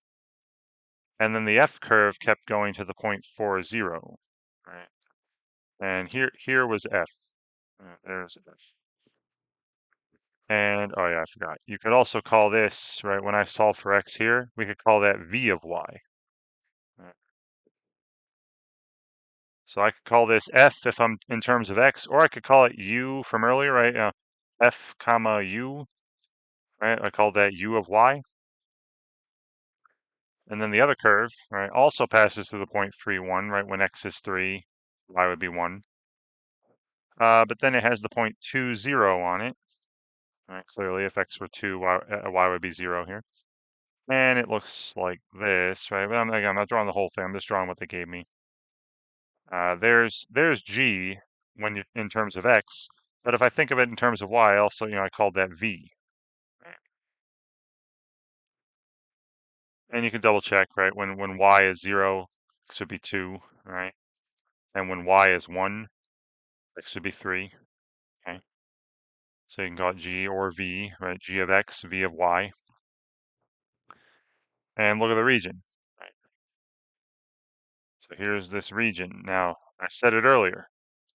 If I wanted to integrate with respect to x, pick x values and make rectangles, I got to break it up into two integrals from 2 to 3, and then again from 3 to 4, get region 1, region 2. But if I'm looking at y-axis values, right, pick a y value from 0 to 1. See, I got this point here on that curve, this point here on that curve. I make a thin rectangle here. I do u minus v for the width and then dy for the thickness, right? And the u minus v would never change, right? The curve on the right and the curve on the left are always the same two curves. So I only need to set up one integral when I'm doing area in terms of y, right? So the area of this region would be the integral from, not 2 to 4 or 2 to 3 or 3 to 4, but 0 to 1, right? I'm looking on the y-axis and then, u minus v, the right curve minus the left curve. This right curve I got in terms of y, the x coordinate was 4 minus y to the 7/8 power. That was u. And then minus v, the x coordinate of the left curve, which is this, y to the 8/7 plus 2. And I'm subtracting all that. So it'll be minus y to the 8/7, then minus 2 to distribute the negative, and then times dy, right? The thickness is dy. All right, so this one I'll actually do the antiderivative for, because 1 and 0 should be easy numbers to plug in. All right, so we got here now 4 minus 2 is 2. All right, so I'm just going to do this. That's 2, and then integrating that'd be 2y, right? It's with respect to y. And then we're just doing power rule for all these things. Y to the 7/8, increase that by 1, that'd be y to the 15/8 times 8/15. 8/15 y to the 15/8, and then minus, and then y to the 8/7, increase that by 1, that'd be 15/7, and then times 7/15, right? 7/15 times y to the 15/7. And then we're going from y equals 0 to y equals 1. 1. Sorry, 1. Now, when y equals 0, that's all 0. So really all that matters is when y equals 1. And when y equals 1, we've got 2 times 1, minus 8/15 minus 7/15. And that'd be it, right? Because 1 to any power is just 1. And this is just 1 unit. 1 square unit.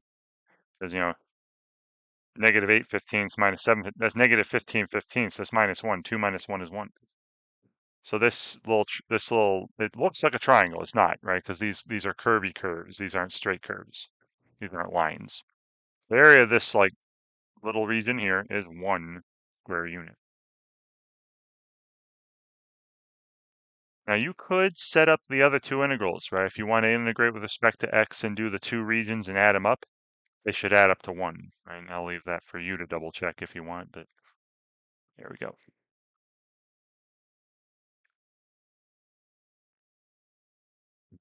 So yeah, so here, find the area of this region.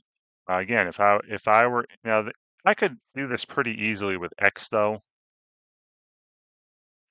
right? Because they want you to all they want is the area, so you could do this pretty easily with respect to x. You see how at 6 here it changes, right? The curve on top is the blue curve f up until when x equals 6, and then from 6 to 7, you got the red curve on top. But the red curve is a straight line, so really you just have a triangle there. Yeah, so I could find the area of that triangle pretty quickly. It's got a base of 1, a height of 6, so the area would be 3. And then I would just integrate, f from 4 to 6, and f is a simple polynomial. So, you know, do that. I'll show you the y stuff, of course, but if I do that, I'll integrate from 4 to 6 this f curve.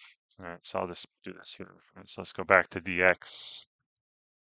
And that f curve was the quadratic here. It was x squared minus 7x plus 12. X squared minus 7x plus 12. And we're integrating from 4 to 6, right? 4 to 6 in this region. Changing this lower limit to 4. So that's 14 thirds. Okay, 14 thirds. And then, again, the 6 to 7, you have a triangle with an area of 3. So there's 9 thirds. 14 thirds plus 9 thirds would be 23 thirds. Now I'm going to enter the answer. We're going to see it's right. I integrate with respect to x. But now let me show you, like, what would we get? How do we get the same answer with y? All right, so I'm going to put this drawing up on a piece of paper, and we'll see, well, what are these functions of y here?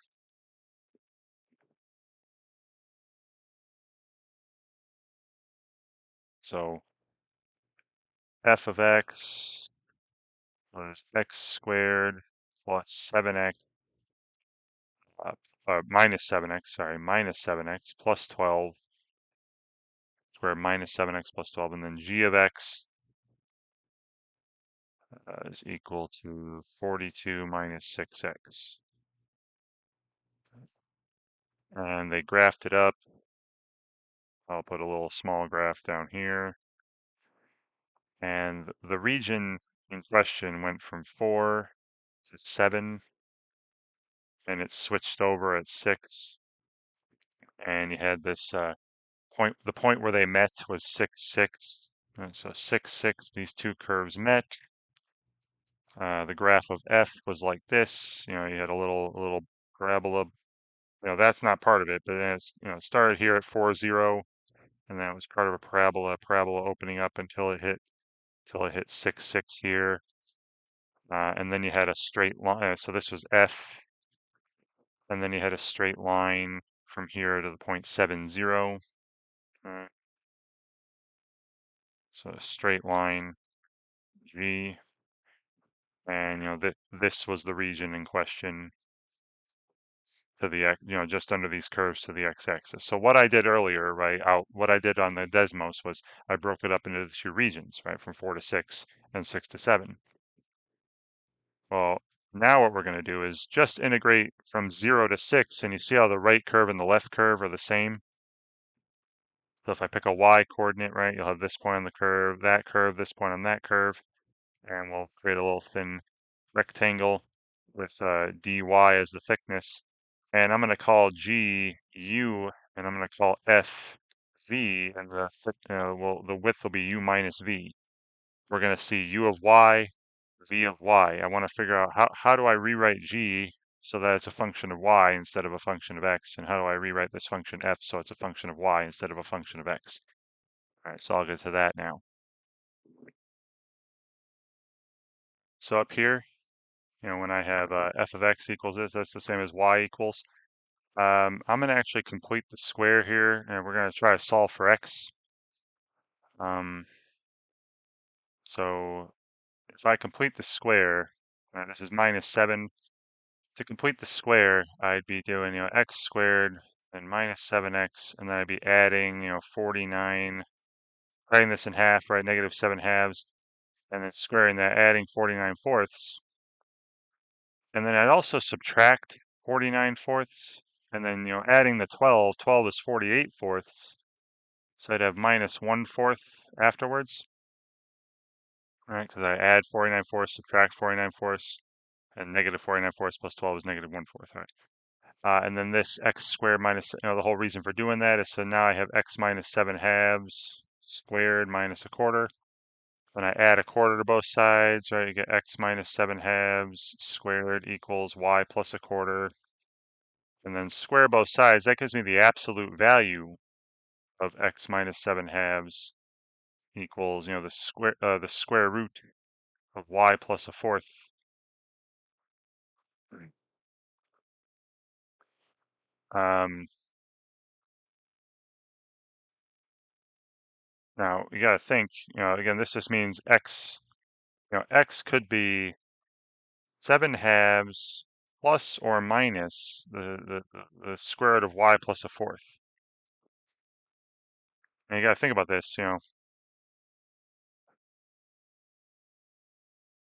this graph f, I want the point, 4, 0 to be honest. So when y equals 0, I get 4, because that's where this graph is starting, right? That'd be the right half of this curve, right? This is a parabola.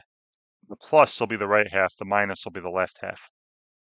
So I want the plus, right? We want the plus, because I want when x equals 4, right? I want when x equals 4, I want y to be 0. So I see when y is 0 here, this would be the square root of a quarter, which is a half, and then 7/2 plus a half would be 4. 7/2 minus a half would be 3. So we want the plus one for the graph, right? Plus. So x equals, 7/2 plus the square root of y plus a quarter. Right. So this is what I'm calling the left curve, right? This is v. I called that v of y on the picture over here. So v of y is this square root. And then this one's a lot easier, right? This is just a line. If I say y equals 42 minus 6x, if I solve for x, right, x would be, y minus 42 divided by -6. Uh, and this would be what I called in this picture here, right? The right curve, that's u of y. And if you want, I can make this -1/6 y, plus 7. Right? That way, you see when y is 0, x is 7, right? You got that there. And when y is 6, x would be 6, right? Y is 6, x is 6. And same thing here. When y is 6, x would be 6, right? Because 6 1/4 would be 25 quarters. That's 5/2 when you square root. Plus the 7/2 would be 12/2. That'd be 6, right? So both of these are working out. And now the area, right? The area should be, if I'm integrating with respect to y, the integral from 0 to 6, y equals 0 to 6, of, these rectangles here, where the width is u minus v. So I called that, that's the thing when I got from g was u, and the thing I got from f was v.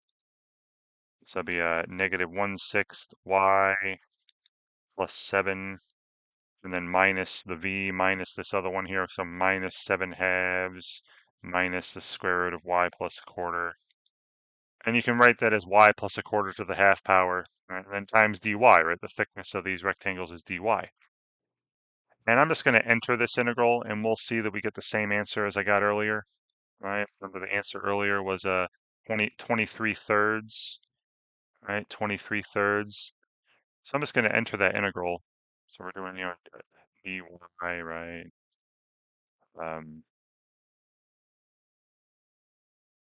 My integrand was, negative y over 6 plus 7 minus 7/2. I know I could have put those together, but, and then minus the square root of y plus a quarter. Let's put y plus 0.25. Right, and then we were integrating from y equals 0 to y equals 6. Right? It should be 23 thirds. And look at that. It's 23 thirds, just like I said it would be earlier when I integrated with respect to x. And you should be able to do that for a lot of these when you're finding areas of regions between curves. Sometimes it might be easier to do it with respect to x, like I think this one was.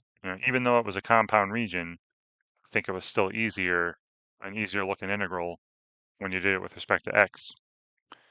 But, you can also figure out how the functions are defined with respect to y and integrate, over the y-axis, some interval on the y-axis, and get the same area. You should get the same area either way. All right, so that was 23 thirds. And again, with the dependent variable. Okay, so this one, you could set up an integral, but these are straight lines, right? You see that all these straight lines here. See this? This is just a triangle. So it has a base, you're going from -2 to 6 down here. That's 8 units base. And then the height, the distance from the opposite vertex to the base is 2 units. So 8 unit base, 2 unit height. 8 times 2 is 16. Cut that in half. This is 8. 8 square units. So you could set up the integral to, the integral from 0 to 2 of u minus v, the negative 3y plus 6 minus the quantity y minus 2 dy, and you'll end up with 8 square units, right? It's just the area of a triangle. So I'm just trying to speed this up a bit. And they do all that here, right? Okay. So this one is not a triangle. So I got to do this myself. Now the nice thing is, again, they give us a picture. We don't have to draw the picture ourselves. So I'm just going to actually, because these are polynomials in y, I know when and all the limits and powers and coefficients are rational. They're nice integers, actually. I know that when I integrate this, it's going to be a nice rational number, and that's something that Desmos can show me. So I'm just going to set this up in Desmos again. So if I want the area of this region, and see how the curve on the right is always this u curve, right? This u equals y plus 7. And the curve on the left side of the region is always this little parabola shape, y squared plus 2y minus 13. So I'm integrating from y equals, negative 5 on the bottom all the way up to y equals 4. So this is the integral from negative 5 to 4 of u minus v, right? The widths of all the rectangles, times dy, times the thickness. Now if I do u minus v, right, u is y plus 7, v is y squared plus 2y minus 13. If I do u minus v, you'll have, negative y squared minus y, right? Y minus 2y minus y. And then 7 minus negative 13 will be 7 plus 13 will be plus 20. So minus y squared minus y plus 20. And you're integrating from negative 5 to 4. So negative 5 to 4 for the integral limit, the limits of integration.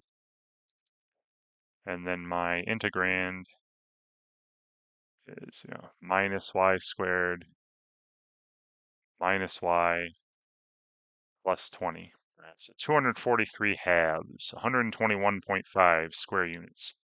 Again, easy to integrate this, it should be, right? Yeah, 243 halves. Square units. Great. So one more objective to go. We're almost there. Look at this, right? 89%. And it's something we've already seen, right? Because I've already done a problem in this objective.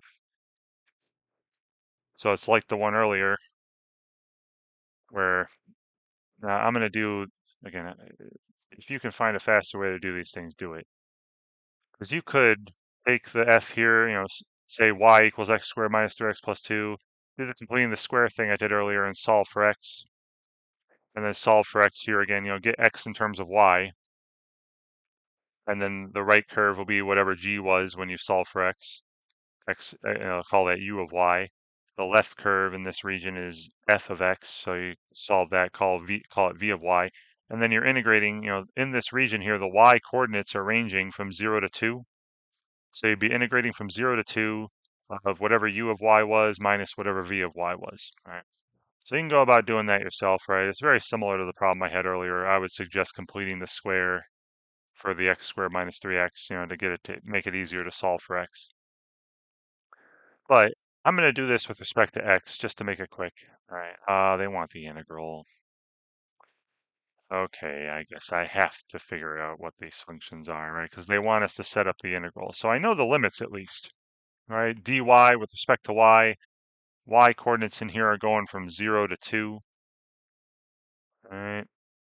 Now I just need to know, what's the x coordinate on the right curve in terms of y minus, what's the x coordinate on the left curve in terms of y, right? So I'm just going to solve these for x on some paper. That's unfortunate. I was hoping they were going to be asking for just the area. All right, so f of x, right? The first one they gave me was a quadratic, x squared minus 3x plus 2, which if I complete the square, that's x squared minus 3x, and then I'd take half of negative 3 as, negative 3 halves, and square root is 9/4. I'd add 9/4, but I'd also subtract 9/4, and then you have plus 2, right? So minus 9/4 plus 2, which is 8/4. That'd be minus 1/4. Right. So these are equal. And this here is a perfect square, right? So you got x minus 3 halves squared minus 1/4 equals y, and I'm solving for x. All right, so when I'm done solving for x, we get x equals 3 halves plus or minus, and we'll see which one we need. We have to pick one, and we have to pick one so that points on my curve that are in that region are actually here, are actually on it. The square root of y plus 1/4. I would add 1/4, take the square root, add 3 halves. Now, if you look at the graph, all right, go back to the graph again. This had the point 2, 0, and 2, 2 and 3, 2 on it, right? 2, 0, and 3, 2. So when y equals 0, this would be the square root of 1/4, which is a half. In order to get 2 for x, I'd have to use the plus 1, right? 3 halves plus 1 half is 2. 3 halves minus 1 half is 1. So I got to use the half, right? Need the plus. Need the plus. All right, so I'm scribbling out the minus sign, right? Use the plus. So there's, that, and that's the curve on the left. So I'll call that v of y, right? V of y equals this 3 halves plus square root of y plus 1/4. And then the other one should be a lot easier, right? It's just a linear function. Z of x equals 8 minus 2x, right? Again, I'm calling this y here. Solve for x. X would be y minus 8, divided by negative 2, which is negative 1/2 y plus 4. All right, so there's a u. That's the curve on the right, so I'm going to call that u of y. And then the area of that region that they were talking about.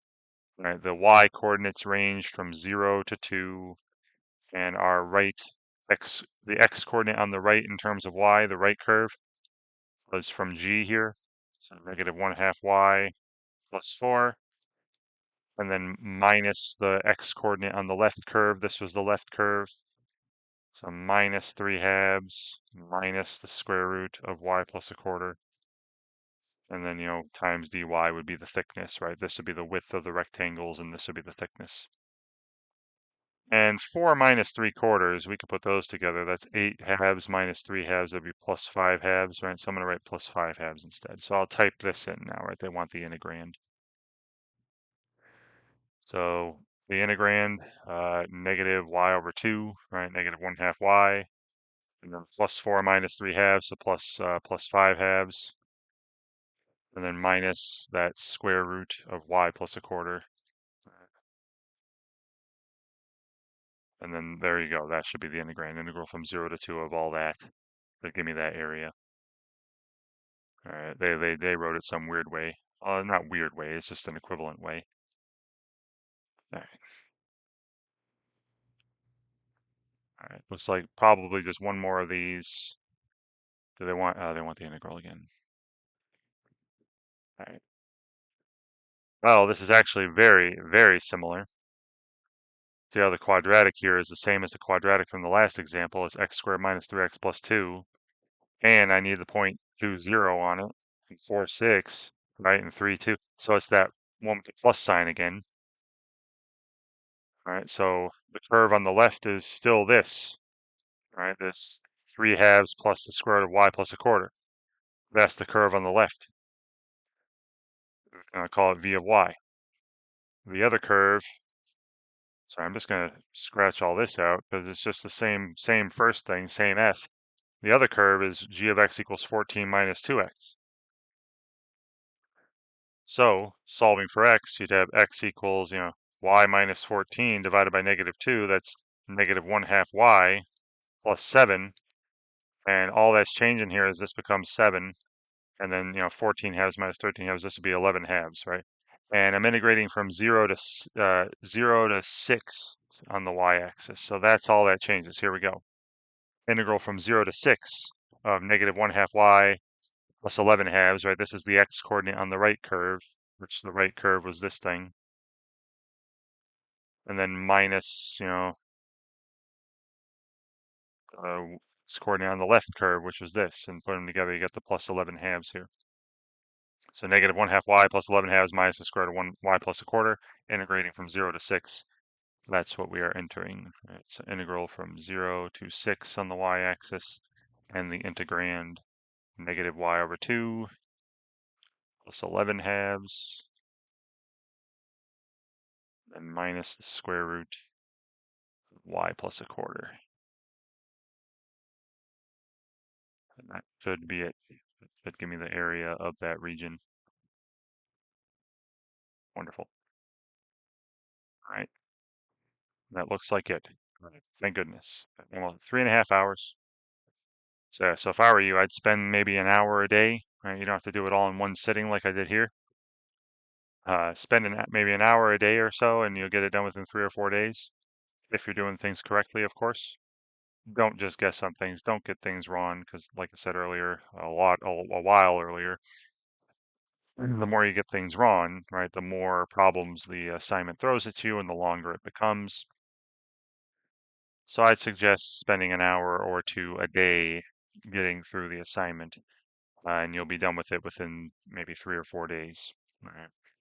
And the nice thing is for the again, I know this is going to be a public video, but if you're in my particular Calc 2 class, we're only covering one section, 2 sections a week. So if you're spending an hour or so on each assignment, you should still be able to get through every assignment within the week time. Right. And as I said at the very beginning of the video, right, the problems I saw here may not be exactly the same as the ones you're seeing when you work through the assignment yourself, but hopefully they're similar enough to where this helps you. And thank you so very much for watching. Take care.